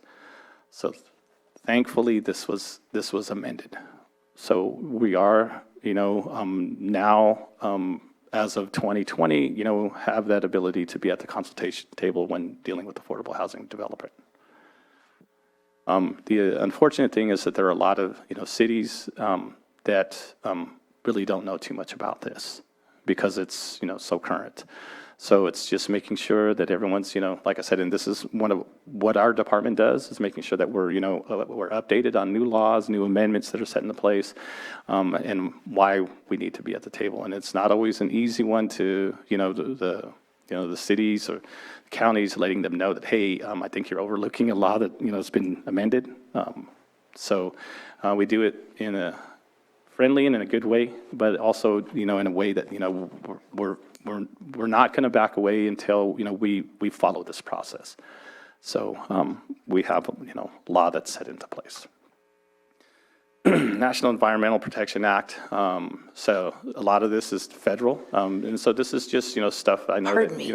I'm sorry to interrupt, Sure. but if it pleases the chair, we would like to request just a brief break, maybe a 10-minute break. This seems like a good segue since we're going from state law now to national law, and we can continue in 10 minutes, if it's okay. It is 10:48. We will come back at, we'll just make it 11. That'd be So great. 12 minutes. Thank you.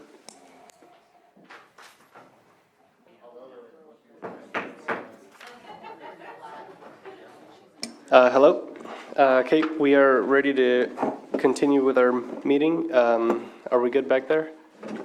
Okay, so the time is 11:02, and I would like to open the meeting. And wherever we left off, Mr. Geary, whenever you're ready. Okay. Okay, so we're still going over law, so bear with me. So we're going into federal law now as far as, dealing with cultural resources. So under NEPA, National Environmental Protection Quality Act, under Section 106, cultural resources affects consideration in the NEPA review include ecological, aesthetic, historical, cultural, economic, social, and health effects. So anytime that under 106 consultation that happens, these are basically the criteria that has to be, that need to be evaluated. So we fit under cultural. So just letting everyone know that we'll also deal with Army Corps, FEMA, the FCC, Department of Transportation. We go into consultation with them as well, doing the same thing. So under Section 106, this is historic property, CFR 800.16, 1. Any prehistoric or historic district, site, building, structure, or objects included in or eligible for inclusion in the National Register or historic places. This term includes artifacts, records, and the remains that are related to and locally within such properties. The term includes properties of traditional, religious, and cultural importance to an Indian tribe or Native American Hawaiian or Native Hawaiian organization that meet the National Register criteria. So under 106, this is how we have the ability to consult about projects at a federal level. So we are in consultation with a lot of the fires that have been happening, with FEMA and other federal agencies. So it's not just state and county. So we're kind of talking to a lot of people.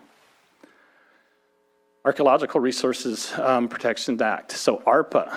This is really a thing that we are trying to educate, and I think really trying to push for, especially for the county here, because cultural resource wise, it's rich. here in Lake County. So this law became act on October 31st, 1979, Public Law 9695-16. So under ARPA, this is basically what it says for archaeological resources. Archaeological resources on public lands, Indian lands, are an accessible and irreplaceable part of the nation's heritage. 2, these resources are increasingly endangered because of the commercial attractiveness. This happens a lot in Lake County. Existing federal laws do not provide adequate protection to prevent the loss and destruction of these archaeological resources and sites resulting from uncontrolled excavations and pillage. And 4, there is a wealth of archaeological information which has been obtained by private individuals for non-commercial purposes, and which could voluntarily be made available to professional archaeologists and institutions. So this was enacted in 1979.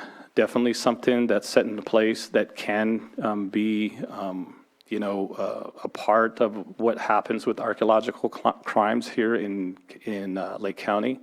It's just making sure, we have the ability to regulate it and enforce it, and been willing to enforce it. I think that's the big thing. So under ARPA, under ARPA, it's actually a criminal act. So under ARPA Section 6, prohibited acts of criminal penalties. So no person may excavate, remove, damage, or otherwise alter or deface, or attempt to excavate, remove, damage, or otherwise alter or deface any archaeological resources located on public lands or Indian lands unless such activity is pursuant to a permit issued under Section 470cc of this Act. So not to excavate, remove, damage, or otherwise alter or deface. Under B, no person shall sell, purchase, exchange, transport, receive, or offer to sell, purchase, or exchange any archaeological resource if such resource was excavated or removed from public or Indian lands in violation of the prohibition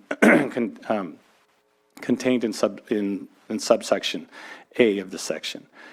And 2, any provisions, rules, regulations, or ordinance or permits in effect under any other provisions under federal law. So A is basically saying that you can't excavate, remove, damage archaeological resources. That cannot happen under ARPA. B is saying that you can't sell. And then C basically is letting you know, so no person shall sell, purchase, exchange, transport, receive, or offer to sell, purchase, or exchange in interstate or foreign commerce any archaeological resource. So not from state to state or even out of the country is illegal under ARPA. Section 6. So if that happens, under Section 616 USC 470 EED penalties, there's a penalty under ARPA.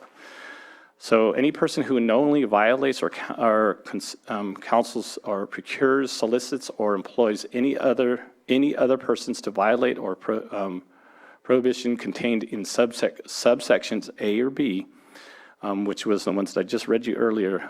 This section, and under C, this section shall, upon conviction, be fined not more than $10,000 or imprisoned for more than 1 year, or both, provided that, however, that if the commercial or archaeological value of the archaeological resource involved at the cost of restoration and repair of such resource exceeds the sum of $500, which is, $500 isn't really much. So, most of the time it exceeds that by a big amount. Such person shall be fined not more than $20,000 or imprisoned not more than 2 years, or both. So there are these laws that are set in place. We just need to make sure that we enact these due to, like I said, the high sensitivity of cultural resources that are within Lake County. This is a constant battle. in the picture, you actually see myself welcoming, I guess, two individuals that were across the lake, that were on the shoreline at the reservation, that were digging for items on federal land. This prompted a discussion with the Sheriff's Department, a training for archaeological crimes, and went to reporting this. So I think this is definitely something that is happening. It happens all the time. Really frustrating, I think, because when we reported it, it was kind of told to us that, well, as long as they gave everything back, it was okay. And didn't really find or understand the logic behind it.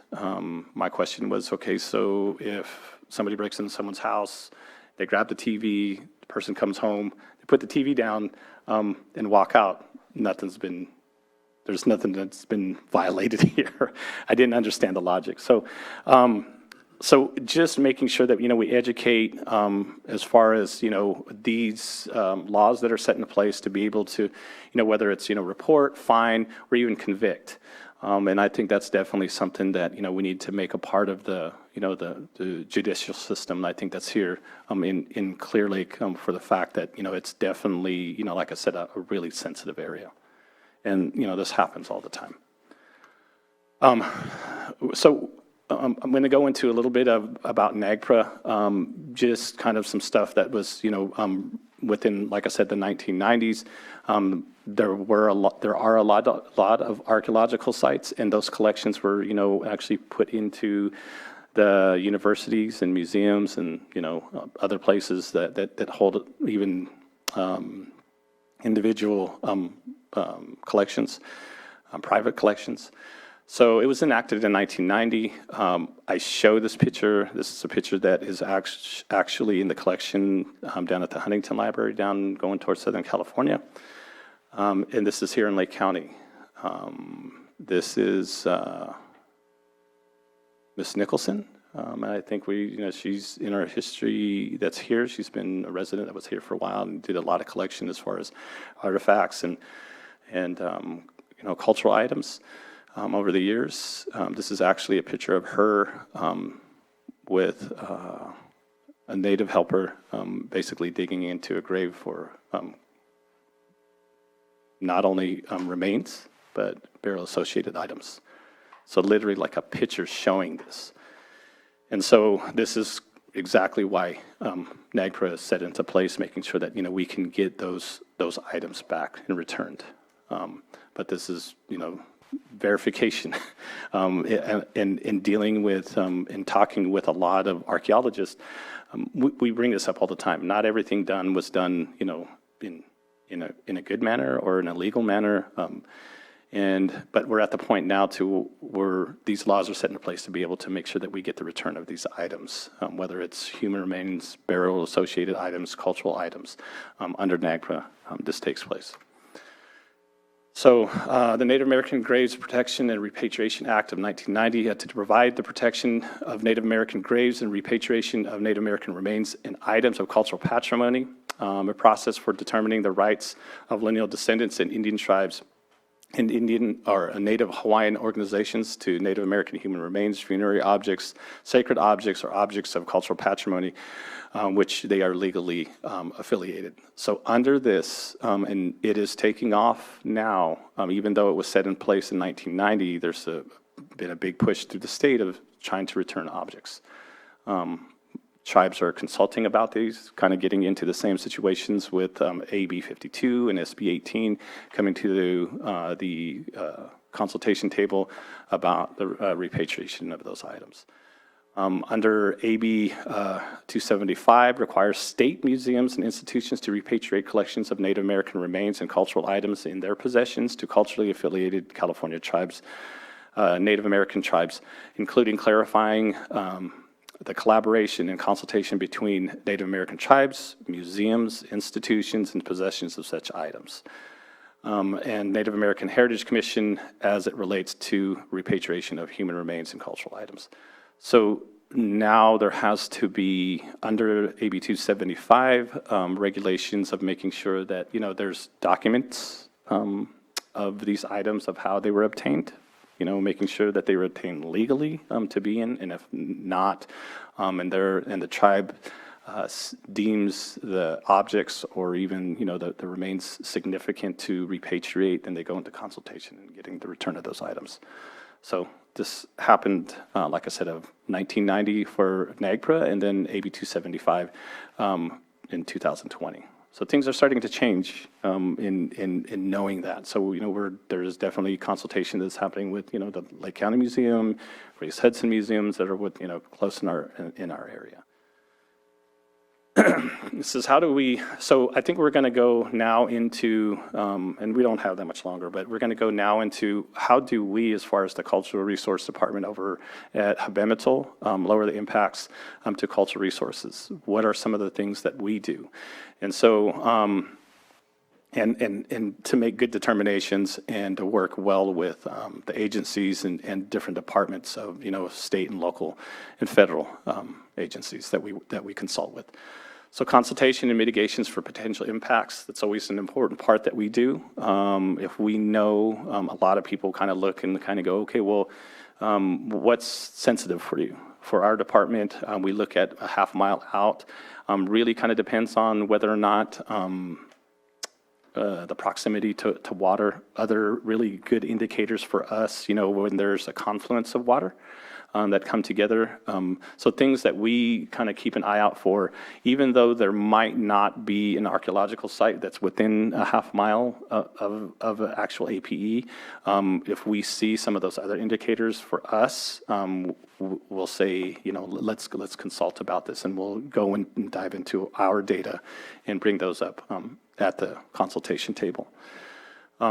So with that said, like I said, I think it's really important to remember, we're not out there to rediscover something that has already been found. We're out there to try to protect things that haven't been found.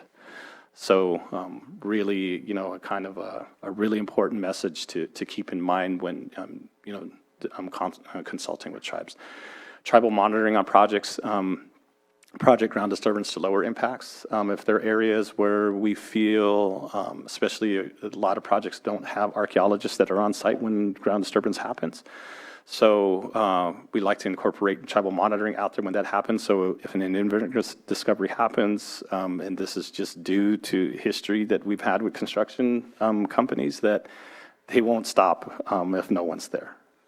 They'll just continue to go through. And so normally what we like to do is try to ensure that, we have that ability to have a tribal monitor that's out there on site for projects. We also bring maps. We map areas and sensitive areas that are either in the APE or close, and bring that to the consultation table to let not only the developer, but, also, the agency staff know why we have concerns. We also like to do, site surveys for project sites and to make sure that there's nothing that's actually exposed. Even though we go through every stitch of data that we can for a certain project, we'll even go through, the archaeological survey that they have that's submitted. But that doesn't necessarily mean that the archaeological survey is accurate.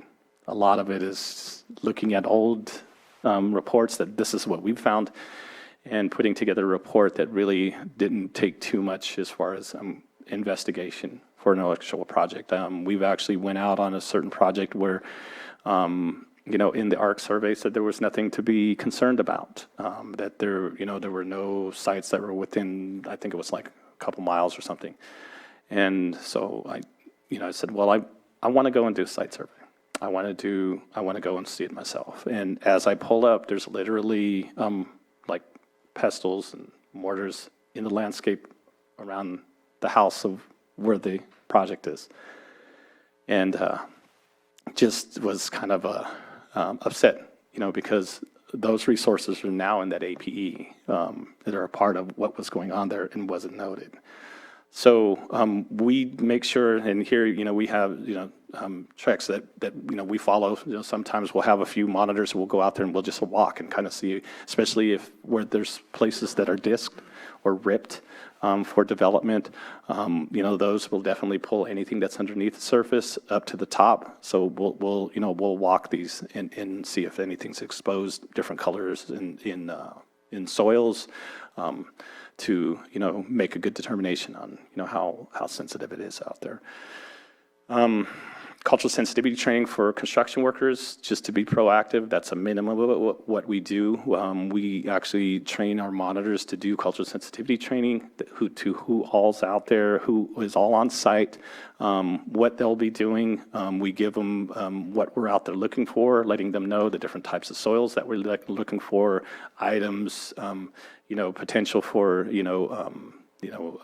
human remains, burial-associated items, and then give them instruction, like if something comes up, if we happen not to be there, these are the contacts. This is the process to follow. So no one really has that ability to say, well, we didn't know, right? So you got our number, but this is who to contact. And so we just feel that if we are really proactive in letting everyone know, like this is the process, this is who to contact, it'll go faster. If not, and the work has to be shut down because now we have to wait for an archaeologist to come on site, then that's what has to happen. So if we can get it to where they're working with us, and like I said, usually at those trainings, that's when we hear, all the stories about, well, we used to find thousands of these arrowheads, or we used to find, we found, these mortars or pestles, these rocks, or we hear it all the time. So if we can enlighten them and educate, especially the boots on the ground, for what they're out there doing, hopefully the next project that they're on, they come across and they'll know, and it's happened, we'll get called and say, hey, we found something out here, and they're not even in our area, right? So we'll call the appropriate tribe and let them know, hey, you should probably go out there, they found something out there. But I think it's through good working relationships and being proactive as far as like letting, everyone know, what we're doing out there and some of the things that, to be concerned about. To collaborate, projects, so we also have, we collaborate with the archaeologists that are out there, I think, in making sure that, any things that's happening, because like I said, a lot of projects that we don't have archaeologists that are on site.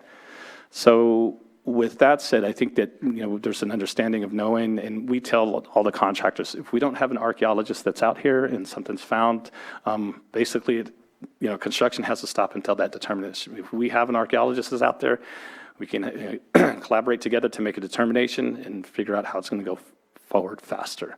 But if I'm waiting for an archaeologist that's contracted from Sacramento or San Francisco, I'm waiting for, a 2.5-hour drive for them to get up there and make a determination. And that's not on us, but it's on, who was contracted for that.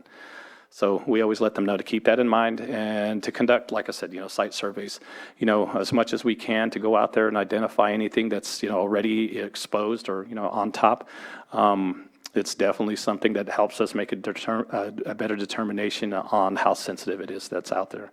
Because we'll ask questions. We'll ask questions of like, oh, well, how did this get here? Oh, well, we found it, down by the creek, right here by the house. So then we know, right? And usually a lot of those things are not registered. They're not a part of an archaeological site. These are just things that people find on their own. So we actually take that data and we map that too. We'll ask, we'll do like a little interview, like, okay, well, where did you find it? Show us, give us a location. We work with a Garmin unit that gives you a UTM, a location from a satellite, exactly like where you found it. And we'll take that back and we'll put it, so if there's another project that happens down the line that's like near that area, that will actually pop up on our map and kind of, okay, well, something was found here. So just ways to be proactive. So what do we do as far as, the Habemetal Pomo of Upper Lakes Cultural Resource Department? We stay current on federal and state environmental laws required for the protection of cultural resources. So NEPA, CEQA, Section 106, AB 52, SB 18, NAGPRA, AB 275, anything that has to do with the protection and preservation of cultural resources, we're like constantly reading. And it's not only myself, but, I have staff where, our lead monitors, making sure that, they're also following that as well. We consult with federal, state, and local agencies about the impacts to cultural resources for permitted issued projects in culturally sensitive areas. We mitigate the process for inadvertent discoveries on projects. We collect and research archival material of the tribe's history and their Aboriginal territory. We record data from the tribe's elders and in the cultural community of the Habemintal Pomo of Upper Lake. We create maps of culturally sensitive areas within the tribe's Aboriginal territory for each project to help make good determinations. The land surveys for exposed, we do land surveys for exposed resources prior to construction. And we train and prepare tribal monitors for each project. And we get them through certifications as far as for making sure that they are OSHA certified to be on construction sites for safety. We also mandate that they have HAZWOPER training for any kind of chemical spills or any, toxic, projects that, happen to be in an area where, we have to be concerned for those things. HAZWOPER is also a requirement for, a lot of the fires. So for us to be out there. So we try to make sure, or we make sure that, our monitors are trained in, soils, what to look for out there, cultural landscapes, the type of plants, vegetation that are out there, indications, like I said, waterways, give them every thing that we can really kind of get them to be aware of when they're actually out there monitoring.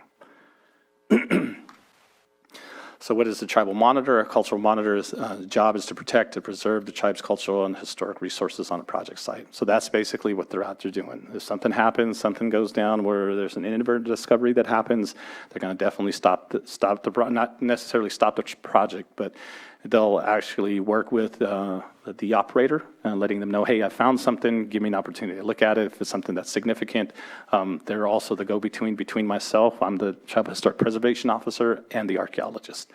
And then we'll all consult about, what are the next steps to identify sacred places and reduce impacts during construction, make sure, like I said, the process is being followed. All tribal monitors also work with various agencies. So they're also working with FEMA. They're also working, with Forestry Department, a lot of different agencies. Like I said, archaeologists on sites for the treatment and disposition of artifacts and any cultural affiliated items. Just making sure that, those things are treated with respect as well. Work side by side with the archaeologists to ensure that cultural resources are being treated with appropriate respect and dignity.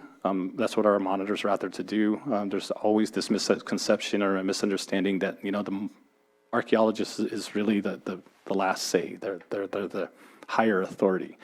And we're, with the changings of the changing of law and understanding that, the tribe has really the expertise of what the people that it's representing, or the indigenous people, their protocols of dealing with human remains or culturally affiliated items, how that needs to be followed. That only comes from the tribe. So trying to get the archaeologist, and it's good because now things are starting to change, even with a lot of the younger archaeologists that are starting to come in and starting to be more culturally sensitive, I think, to the tribes when dealing with projects, and to ensure processes and protocols are being followed by all project personnel. That's what they're out there to make sure that, like I said, there's been projects after project where if we don't have anybody out there, they'll basically go through it. They'll destroy it. So we always, like I said, try to be proactive as much as possible. We have our GIS guy. So basically what happens is before I get into the consultation situation and I sit down and talk, this is like my first line.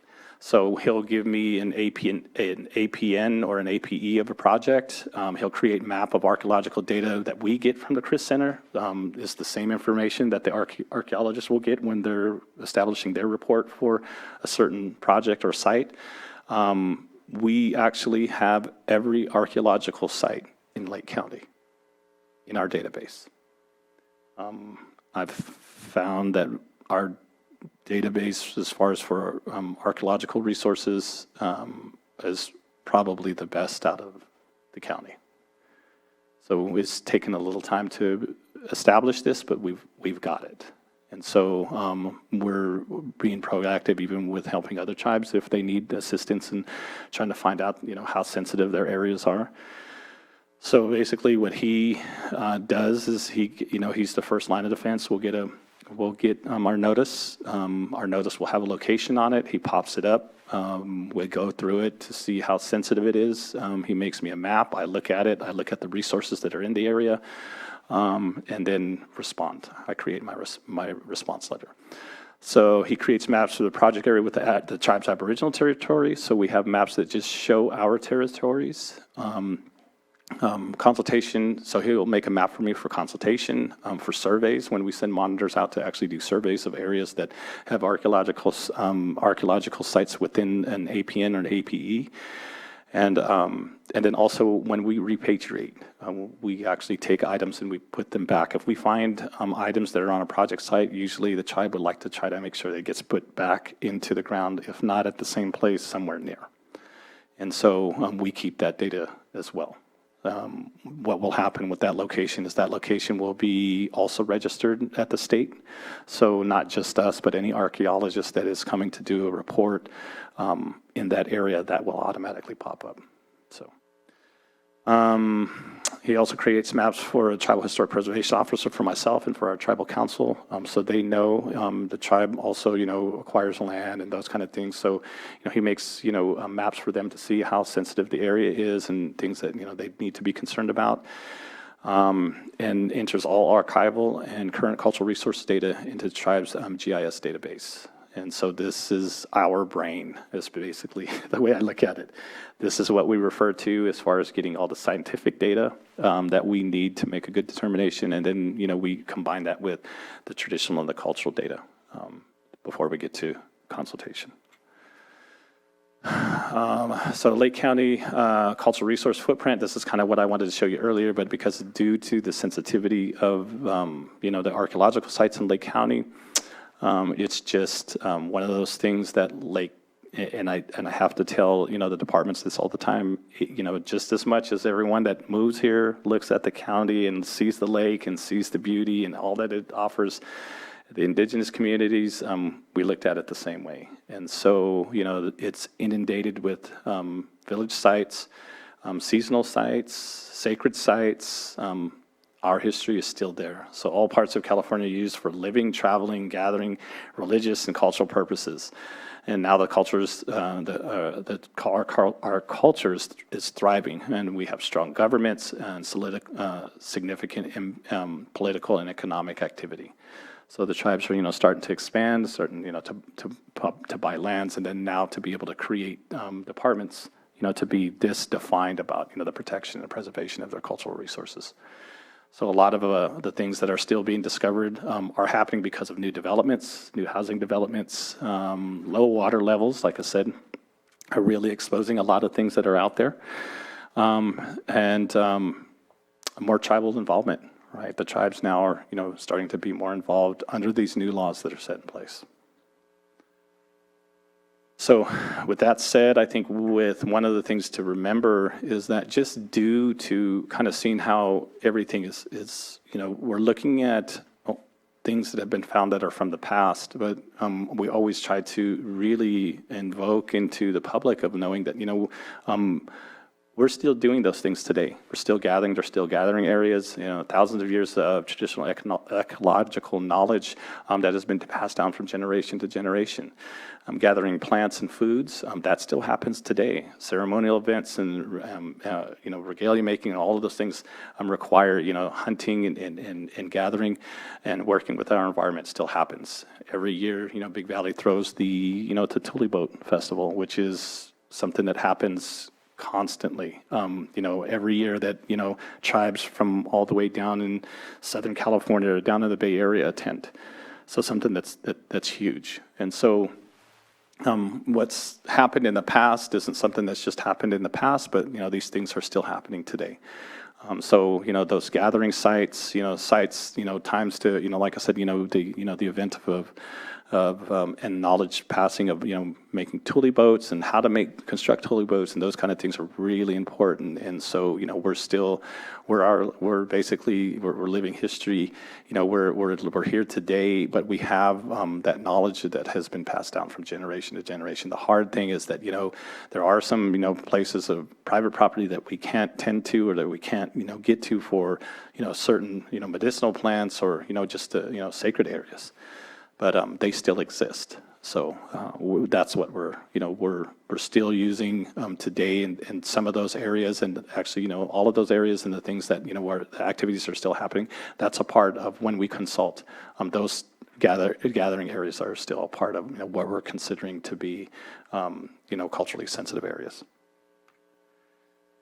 So we're almost done. So it says protecting our resources. So this is this is one of the trainings that we actually had participation from tribal tribal monitors all the way from down south, Southern California, that attended this for certification, that we collaborated with Caltrans, with their archaeologists, to be able to do tribal monitor training for identifying soils, identifying landscapes, teaching environmental law where tribal cultural resources are concerned.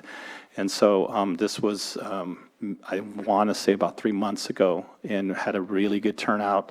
And this is how the tribe is being proactive, not just training our own monitors, but monitors that are working, in other locations. Like I said, we have, from Mendocino, we have them, Mendocino County. Like I said, down from the Bay Area, we have had some, from down in LA that attended, so really good turnout. It's good to see that people are, really taking cultural resource protection seriously, and wanting to know and educate themselves about how to identify when stepping onto a project site, what things to look for, what to be aware of, and really how to professionally, interact with a lot of the agencies and work crew that's out there.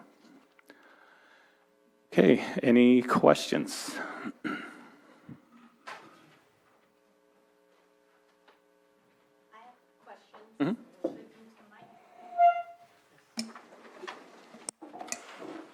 You'll want to wait for the commission to open public comment if there's going to be public comment on the item. I think that would be the time that the public could voice questions, and if those are questions that the commission shares, then the commission can direct them to the speaker, certainly. I will now be opening public comment.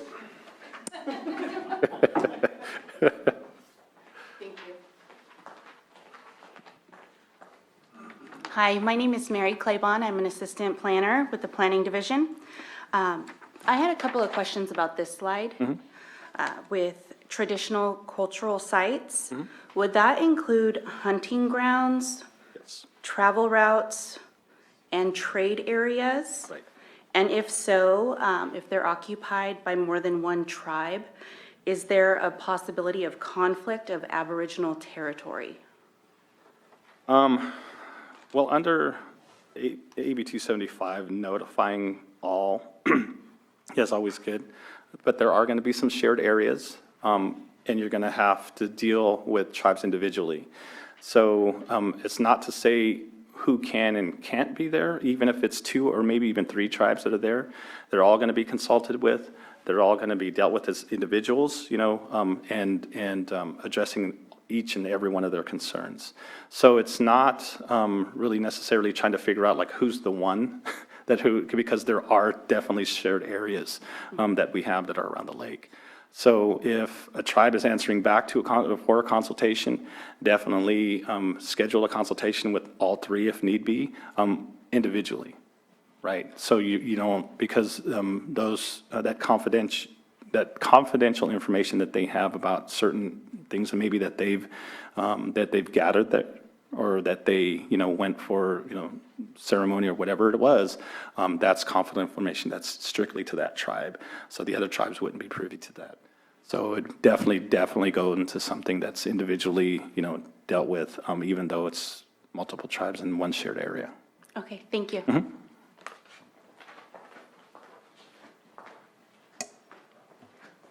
Commissioners, would you mind if I ask a question? On the same vein, for areas in which more than one tribe has a historical claim to that specific area, has there been a circumstance in which, or how do tribes address circumstances in which they dispute the claim, one tribe may dispute the claim of the other for the historical site or any resources on the site, or they have conflicting preferences for the treatment of the resources on the site, how the resources may be addressed, or mitigations to the resources may be addressed? So I know with us, we kind of have a determination on what our Aboriginal territory is, and if it overlaps or if it's in the shared territory, then usually a meeting or some kind of like consultation would happen between the tribes, and hopefully they can come to an agreement. If not, then it actually goes back to the Heritage Commission to decide who the MLD, the most likely descendant of that particular area, is.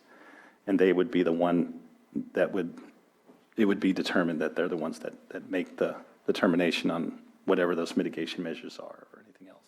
But if that's only if there's not an agreement between the two tribes or multiple tribes. Okay. So usually it'll come down to the Heritage Commission. And the acronym you gave, the MLD, what was that again? The MLD is the most likely descendant. Okay. So each tribe has to register an MLD with the state. And so if that situation happens, and like you're saying, you're having conflicting, consultations of like whose Aboriginal territory it's from, the Heritage Commission has a registered, usually they even have their Aboriginal territory maps of the person, the MLD, to contact. And that will be the tribe that they determine who's the tribe that's registered with that area. They would determine which tribe is the MLD, and then that would determine who decides what the best, most respectful treatment for the resources may be. Yeah. Okay, thank you. Yeah.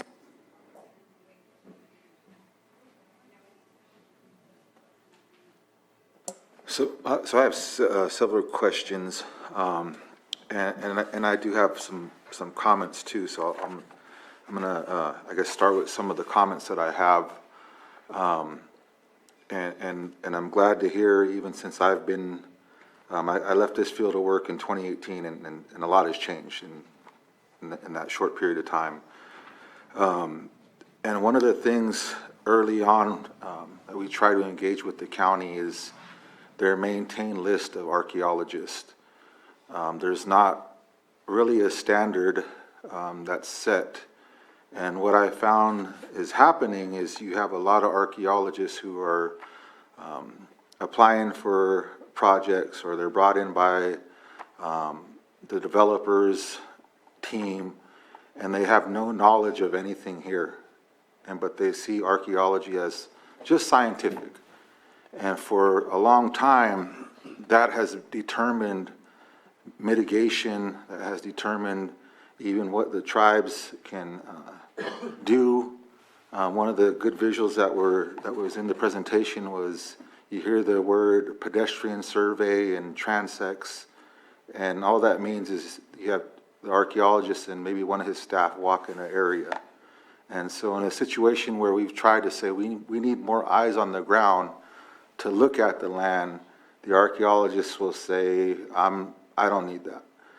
And when it comes to the information is critical. And I've ran into situations where archaeologists are hired to do the work, and then they don't file their information at the CRIS Center for it to be found and used later on. And so there has to be some type of requirements that we look into, that the county does, that stipulates what must be done. And that includes the archaeologists filing those reports to those centers so that they're available for the next project or the next landowner to say, this is what's here. And so those are things that I've found previously that were not being done.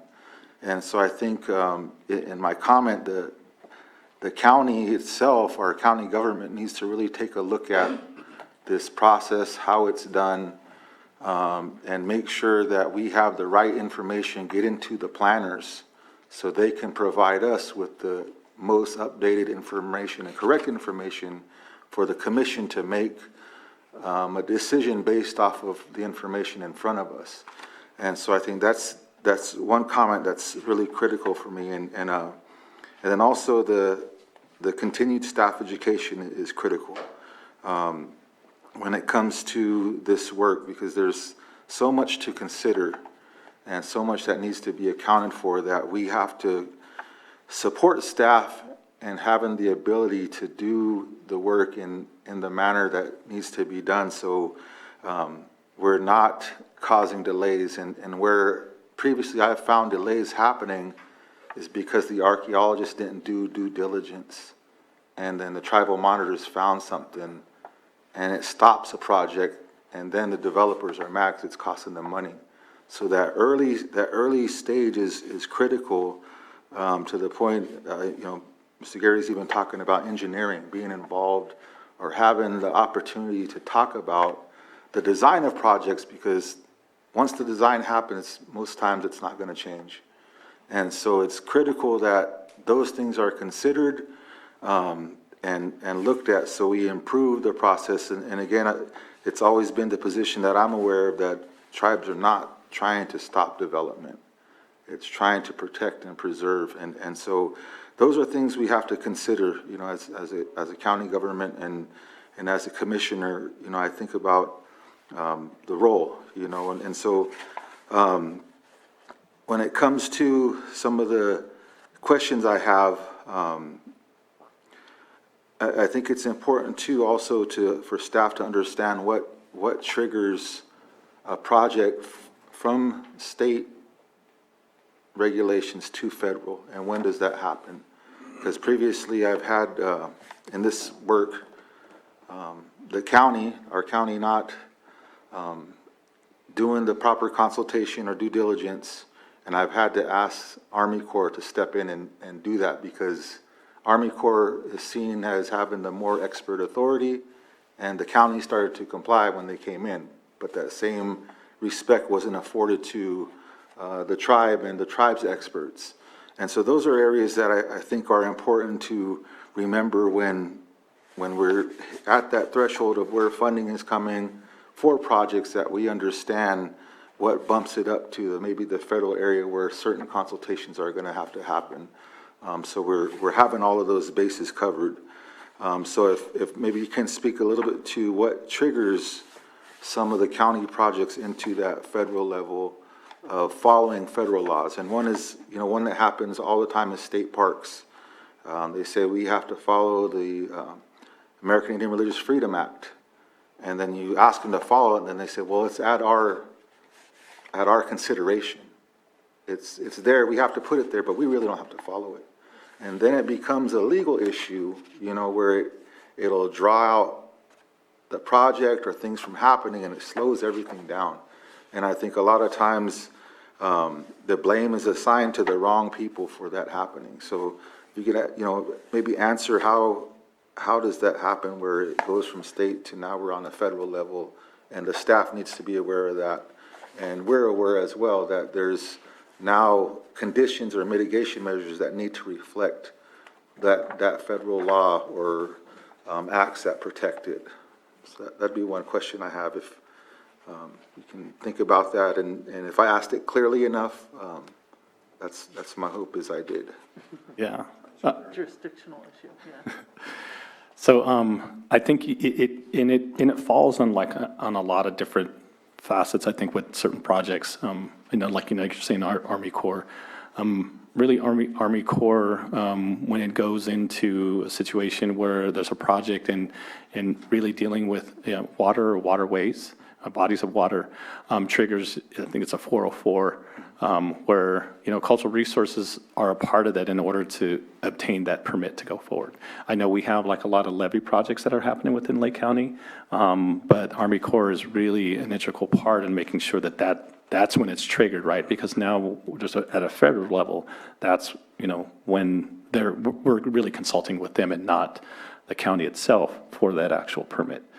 So it kind of depends on, like you're saying, exactly like what happens, and really the type of agency, the agency's project. If we're dealing with a project that they need a permit for construction from the Department of Transportation, where's the funding coming from for that project? Is it federal funding? Is it something that's coming from the state? And that's usually for us the trigger that we know what agency then we have to deal with. We know what agency is the consulting agency that needs to reach out to the tribe, to address these concerns. So it kind of depends on, like, in what situation is that, like you're saying also too, as far as with like the park situation, even the state parks and those kind of things, a lot of the funding that they get, whether it's through maintenance or it's through expansion or whatever it is, and I'm talking state parks and not just national, most of that funding does come from federal funding. And that really triggers us to be really having to deal with, things that fall under NEPA, things that fall under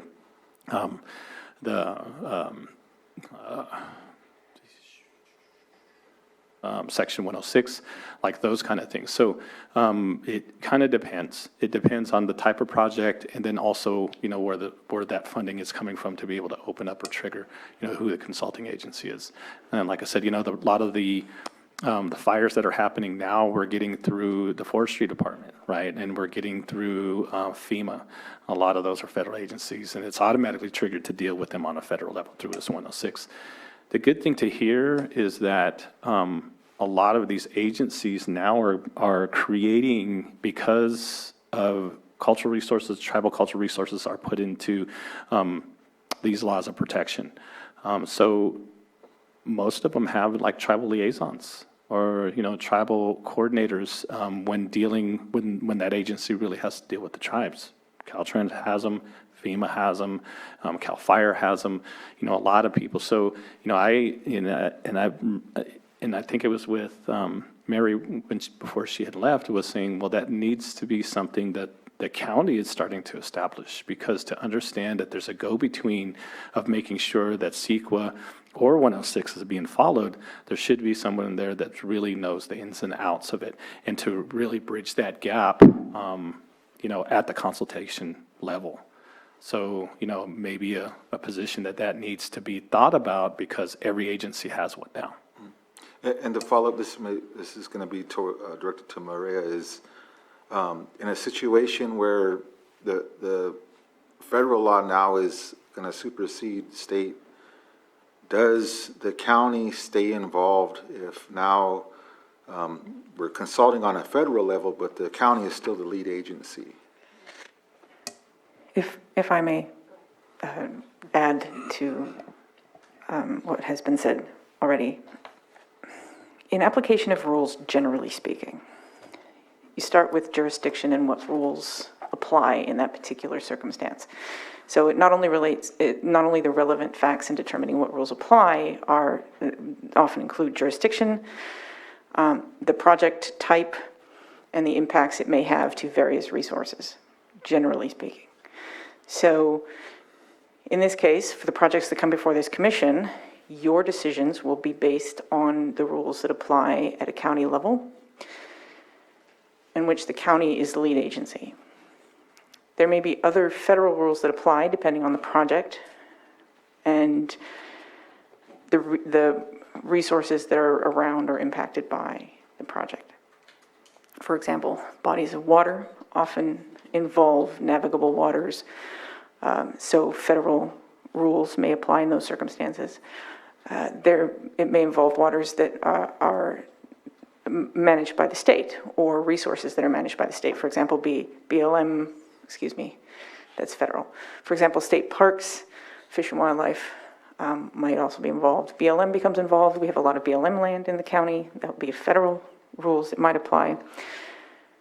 If the project's on the county regulated land, then county rules, state rules, federal rules would be applied by the county in those circumstances.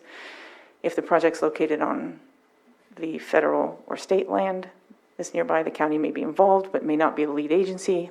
The lead agency would then be whatever agency is responsible for the land on which the project sits, for example, but we may still be involved to some degree. As say, if it's CEQA, then it would be the responsible agency role. For example, the county could potentially play responsible agency role there as opposed to lead agency role. It's a complex stack of rules depending on the project itself. So it would not be a circumstance in which an agency, a government, or a member of the public has an issue with the way the county has applied the rule, and therefore it bumps it up to federal evaluation. That wouldn't be the process. The process would be that there would be a number of rules that apply to that project, that are triggered by that project, that apply regardless of whether or not anybody anybody thinks the county or the lead agency or the federal agency, any agency responsible for the analysis, is doing the analysis correctly. Within those rules, there may be a process to challenge how, or participate in that agency's analysis, or challenge how they've applied the rule. So that would determine whether or not, that would determine how an individual or a group or a government would challenge the actions of the agency taking the action, for example.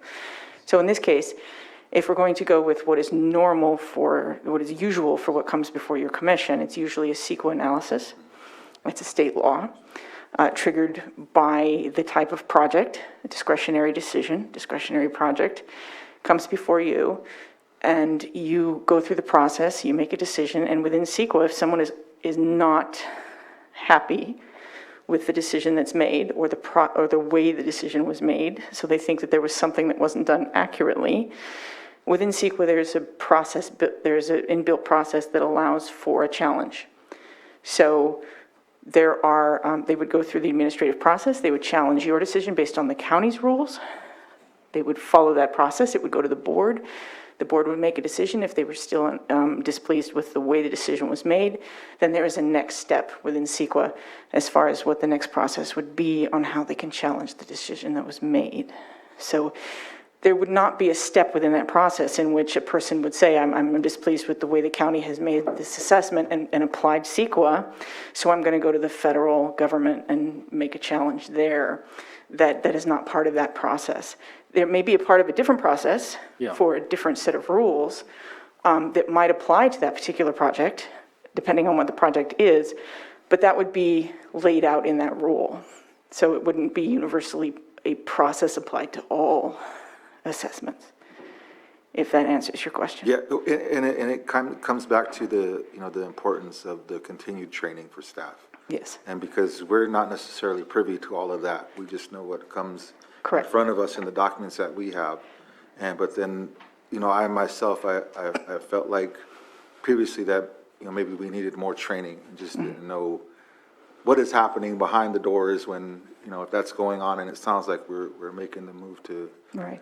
And part of your role as a commissioners is to ask for that information. One of the steps in that in the process I just generally laid out is that it comes to the decision maker. In this case, the first decision maker for county CEQA decisions will be the Planning Commission. And your role is to read, understand, and analyze the material put in front of you, the evidence put in front of you. And if you think it is insufficient to make the findings that you're asked that you must make, you have the option of requesting for further information. So you can direct staff, you can direct counsel if something's unclear as to whether or not a particular rule should apply here, you can certainly ask. And my office would be perfectly happy to help provide an analysis. If you think there's a federal rule that applies and you're not seeing that analysis in the report, you can certainly ask. Our office would be happy to provide that as to whether or not information as to whether or not that rule applies here and how it would apply or not apply.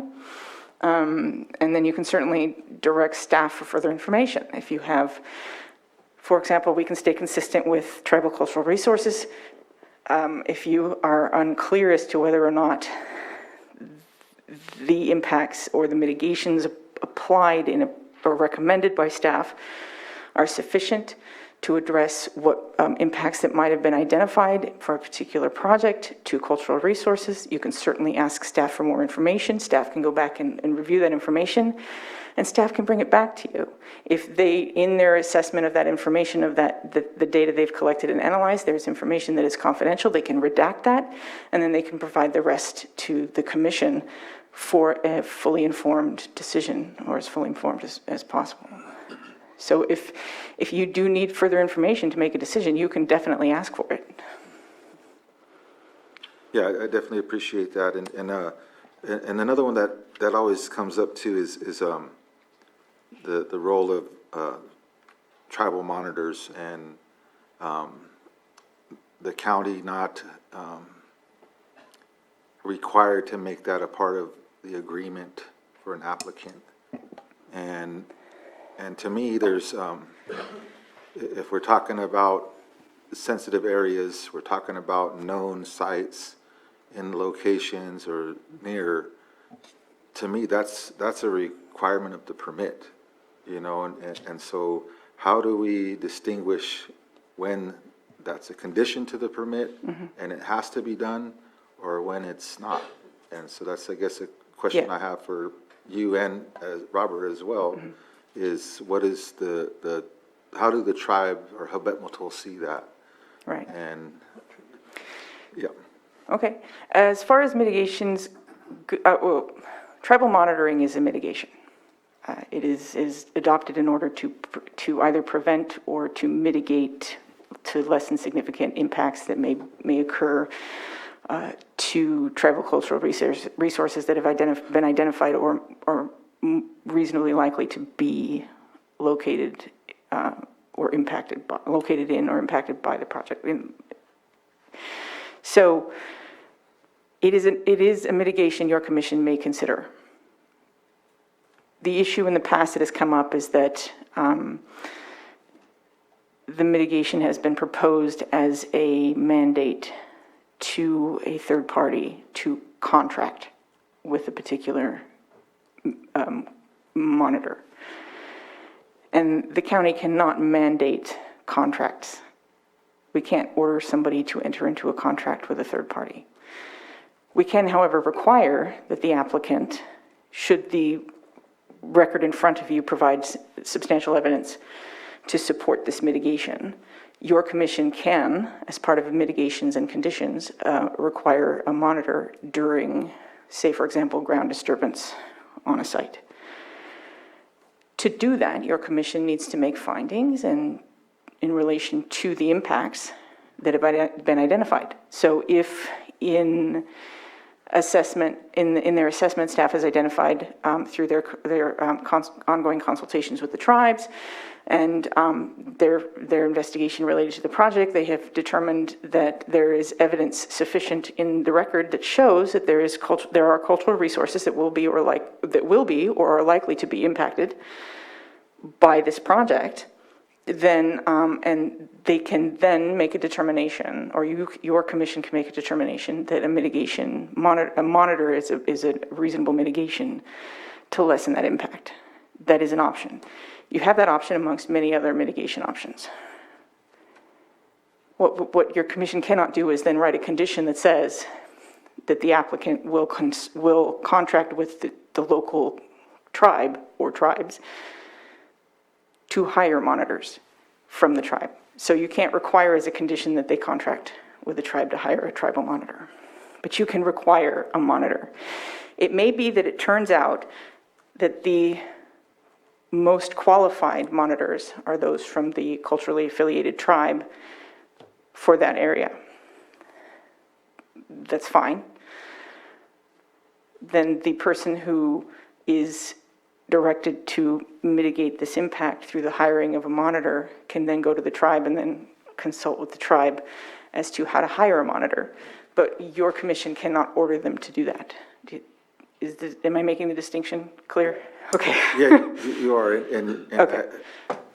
You know, a situation that happened here in the county where this happened, a monitor got hired from another tribe out of the county who had no knowledge of Lake County history items, and so it has happened. And so these are why some of the questions I have in trying to better understand, what the commission can ask for, what we can recommend. That's kind of where the question is coming from, and then also for after Mr. Gary answers, maybe staff, is that something staff can identify themselves? Right. And your commission can certainly consider criteria for the monitor. For example, conditioning that if it is determined by your commission that a monitor is an appropriate mitigation for a particular project, you might be able to put in language in the mitigation that requires that the monitor be a qualified archaeologist certified by the tribe or meeting certain kinds of archaeological criteria. I don't know if archaeologists are licensed. I don't know if there are licensing agencies for them, but that is certainly also an option that you can put in criteria for a monitor that states, this particular monitor will have knowledge of or be certified by a particular. I think there are some counties who do put in criteria for certain kinds of. There is an archaeological certification program. I don't know if they're government certification or.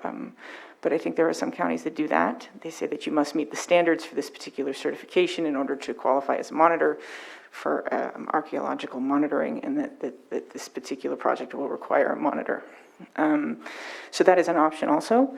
That is something you or staff would look into and then recommend, or you can ask staff to provide language, or you can provide language of your own if you do have it written. Ideally, it would be something we can review ahead of time to make sure that it's something that the county can require. But that is an option. It is an option as a mitigation. Okay, thank you. Okay, I think as far as for what the capacity is for the agency when we go into consultation, as far as any agreements that have to happen, it happens with the developer and the tribe. So, I've been requesting, making sure that when we do schedule a consultation, that we have the developer there along with, whether it's the planning department or, planner, whoever it is, that's there initiating it, and also making sure the requirement was filled, right? That, we met with the developer and making sure that consultation happens. You're right, as far as not require, or can't require the developer to go into contract. But that's also a mitigation that if in consultation is brought up, the tribe is at that point, a contract of the developer would be contracting with just like a contracting or construction crew, right? Where basically they're saying, okay, in order to significantly lower impacts, this is what it's going to take. We can be at the consultation table forever if need be, right? Or until we come to a conclusion whether we agree or we don't agree. And then there's another process that has to happen after that. And then usually the state gets involved as far as an AG or anyone else. But I think that agreement happens between the developer and the tribe. The county or the planning commission is there just to make sure that that is followed. I think to make sure that that's followed and that we're fulfilling that consultation requirement. If I may, very quickly. Yeah. I want to make sure we understand the distinction between a consultation with the lead agency or the governmental entity making the decision and a consultation with an applicant or a third party. For AB 52, for example, AB 52 addresses only the lead agency's responsibility to consult with the tribes. It happens very early on. It continues through the assessment up until the very end, sometimes after, depending. But it does not involve automatically a third party. It is between the lead agency and the tribes or tribe. If the tribe is okay with it, a third party may be brought in, like the applicant, for example. to participate in that consultation. The county is not a guarantor of any third-party agreement made between the tribes or tribe and the applicant or a third party. The county does not enforce those agreements. The county does not guarantee them. The county does not incorporate them into the approved permit. They are a separate negotiation between tribes and the applicant or a third party. So the county's responsibility is just merely notification? No, the county's responsibility is to include, the way I look at, for example, AB 52 consultations, or really any consultations with tribes, is the rules that require consultation are designed to give tribes the recognition and the respect of a separate government and the expert for that resource. They are the resource expert, they are the resource manager, if you want to call it that, right? Like Fish and Wildlife would be for Fish and Wildlife, or BLM would be for the forests or on their land, right? The consultation is designed to gain information related to that resource so that the lead agency can make the most informed decision possible as to how to protect the resources on that site, in or around that site, from being impacted by the approved project. The agency cannot possibly know about those resources unless and until they consult with those who are the experts about those resources, and in this case, for tribal cultural resources, that's the tribes. So that is the purpose, largely, for AB 52 or other consultations with tribes. So the county is required to consult, not just to notify the tribes, but to consult? Correct. So if a tribe doesn't respond, is the process? No, there are built-in criteria, built-in steps that indicate, that give the lead agency the process for when a tribe either responds but does not participate in the consultation actively, or does not respond at all. So there are 3 different steps within the rules that say that if a tribe does respond within the 30 days, here's what the lead agency will do for consultation. If the tribe responds but does not participate in the tribal consultation, here's what the lead agency may do then. And then if the tribe does not respond at all, here's what the lead agency may do then. So the rules break it down as to what happens if there is no response. And it's in the presentation too, as far as those steps, as far as with consultation, how that happens. Okay. You know what I mean? So whether or not you get a response back, whether or not they're a part of the consultation, they're there and they're, actively participating in consultation, or if, notification was sent out and there was no response, there's still something that has to happen. I just wanted to give the Planning Commission a quick time check. We're almost at 12:15 for labor law compliance. We'll need to take a lunch break at 12:30 so staff can get some lunch if our robust discussion has not concluded at that time. Thank you. So I think for myself, I just wanted to make clarification that, and I agree with legal, is that there's no agreement that has to happen, or that happens, I think, with the agency. The agency's there to initiate concerns from the tribe on an actual project. But the actions that it'll take to ensure, to lessen the impacts on a specific project has to be an agreement between the developer and the tribe. And then those mitigation measures are what's agreed upon, basically is also discussed with the agency about how those mitigation measures are worded and put into the measures that are going to be followed for the approval of that project. Yeah. I will stress, however, that the lead agency's decisions are discretionary and they are based on the evidence of the record. So even if a tribe and an applicant may agree on certain things as mitigations, the lead agency must also still, cannot simply just adopt them because the tribe and the third party have agreed on them. The lead agency has an obligation to support its adoption of those mitigations with evidence in the record as well. I have a time of 12:15.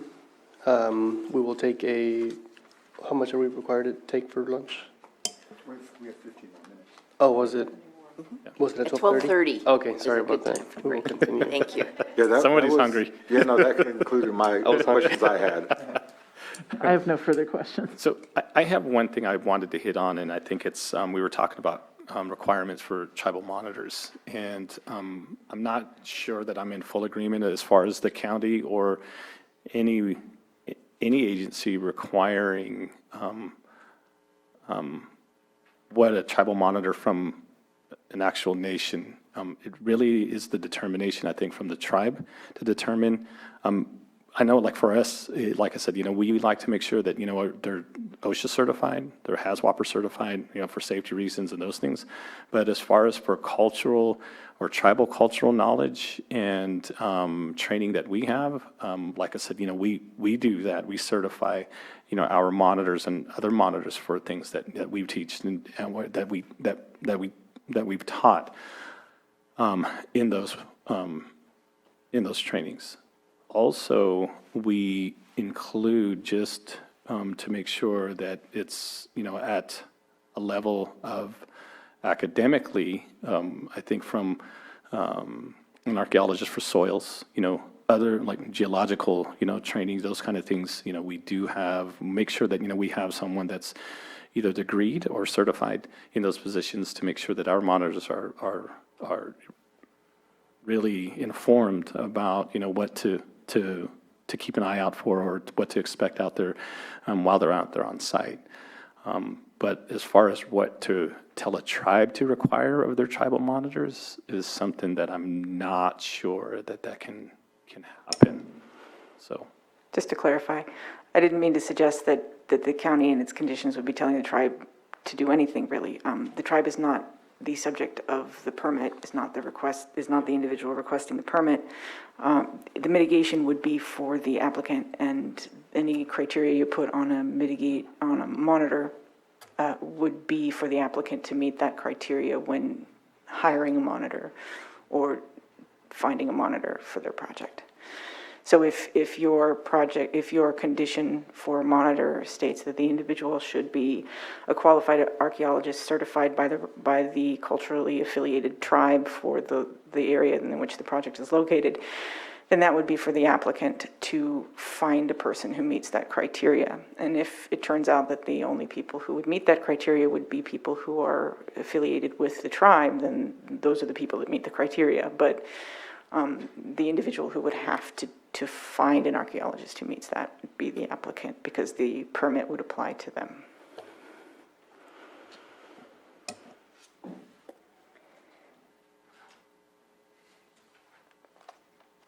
Do we have any questions in the Zoom room?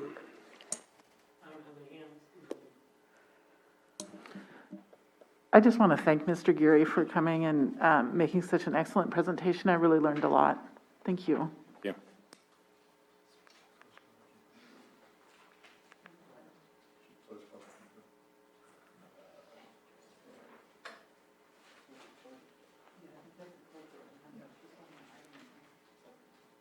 I will be closing public comment.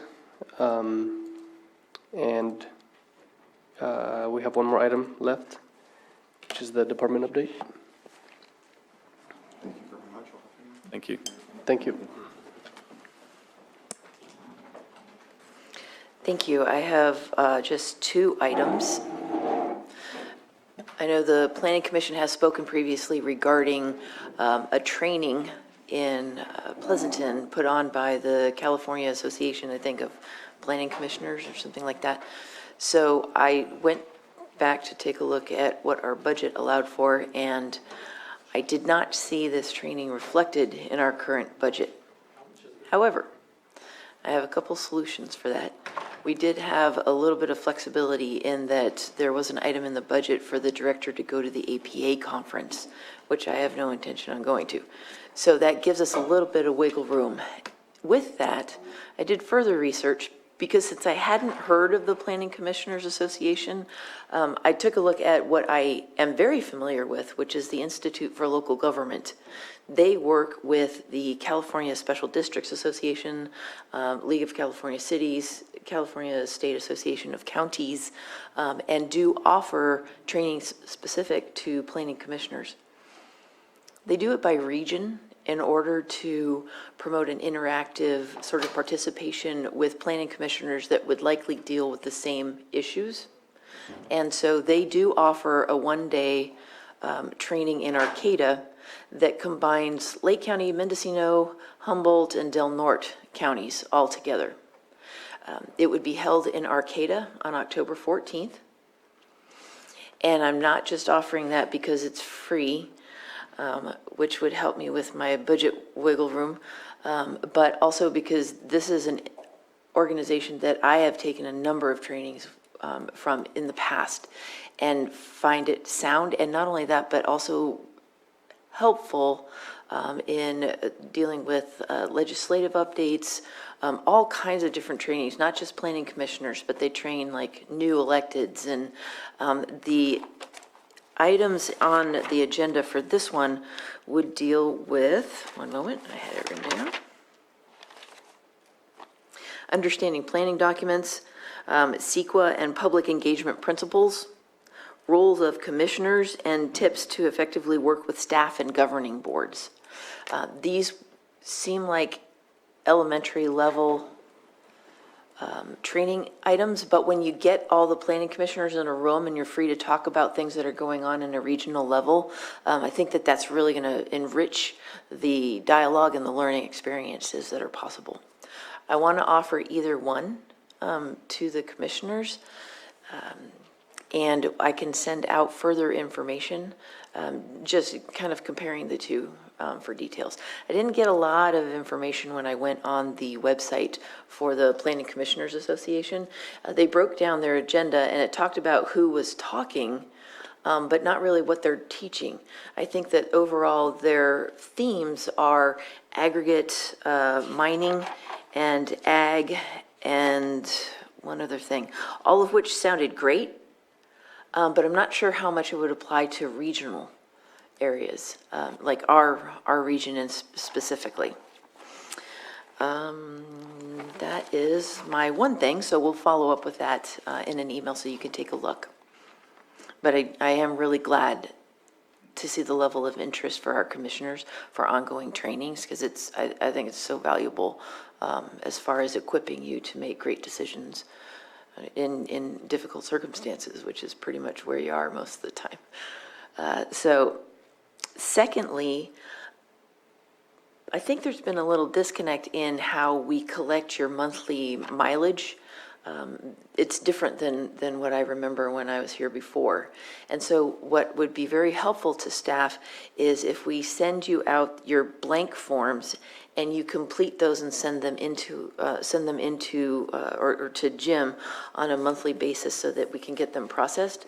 But I'd like the commissioners to complete those forms. We'll send you your standard mileage just from here and back to meetings, but I also want to make sure that we're not losing track of your site visit mileage, which is something that you would know better than we would. So we're going to get that sent out to you, and so that we can get you caught up on past ones that haven't gotten processed yet, as well as going into the future. And that is all I have for you for today. Did you have any questions? We have an item on here about moving the September 22nd planning commission meeting to an alternate location. Thank you. I knew there was 3 things, and I forgot that one. So at the last planning commission meeting, when there was just dialogue and no discussion or no decision made, we were talking about moving the September 22nd meeting to conference room B. There were some concerns, since we do have a number of items tentatively scheduled for that meeting. There were some concerns about maintaining our 6-foot spacing when we're all going to get crammed into conference room B. And so the city of Lakeport was gracious enough to offer their city council chambers for that day, which would totally answer our distancing issues. So if it pleases the Planning Commission, we worded the agenda such that we can approve moving the September 22nd meeting. I so move. Second. Can we get a roll call? Just so we're clear, this is to move the September 22nd meeting, a motion to move it to the Lakeport City Council Chambers. Correct. Yes. Okay, thank you. Yes.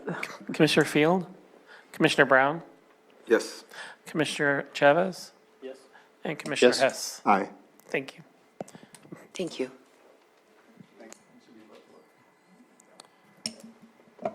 And I will call this Oh, meeting. one moment.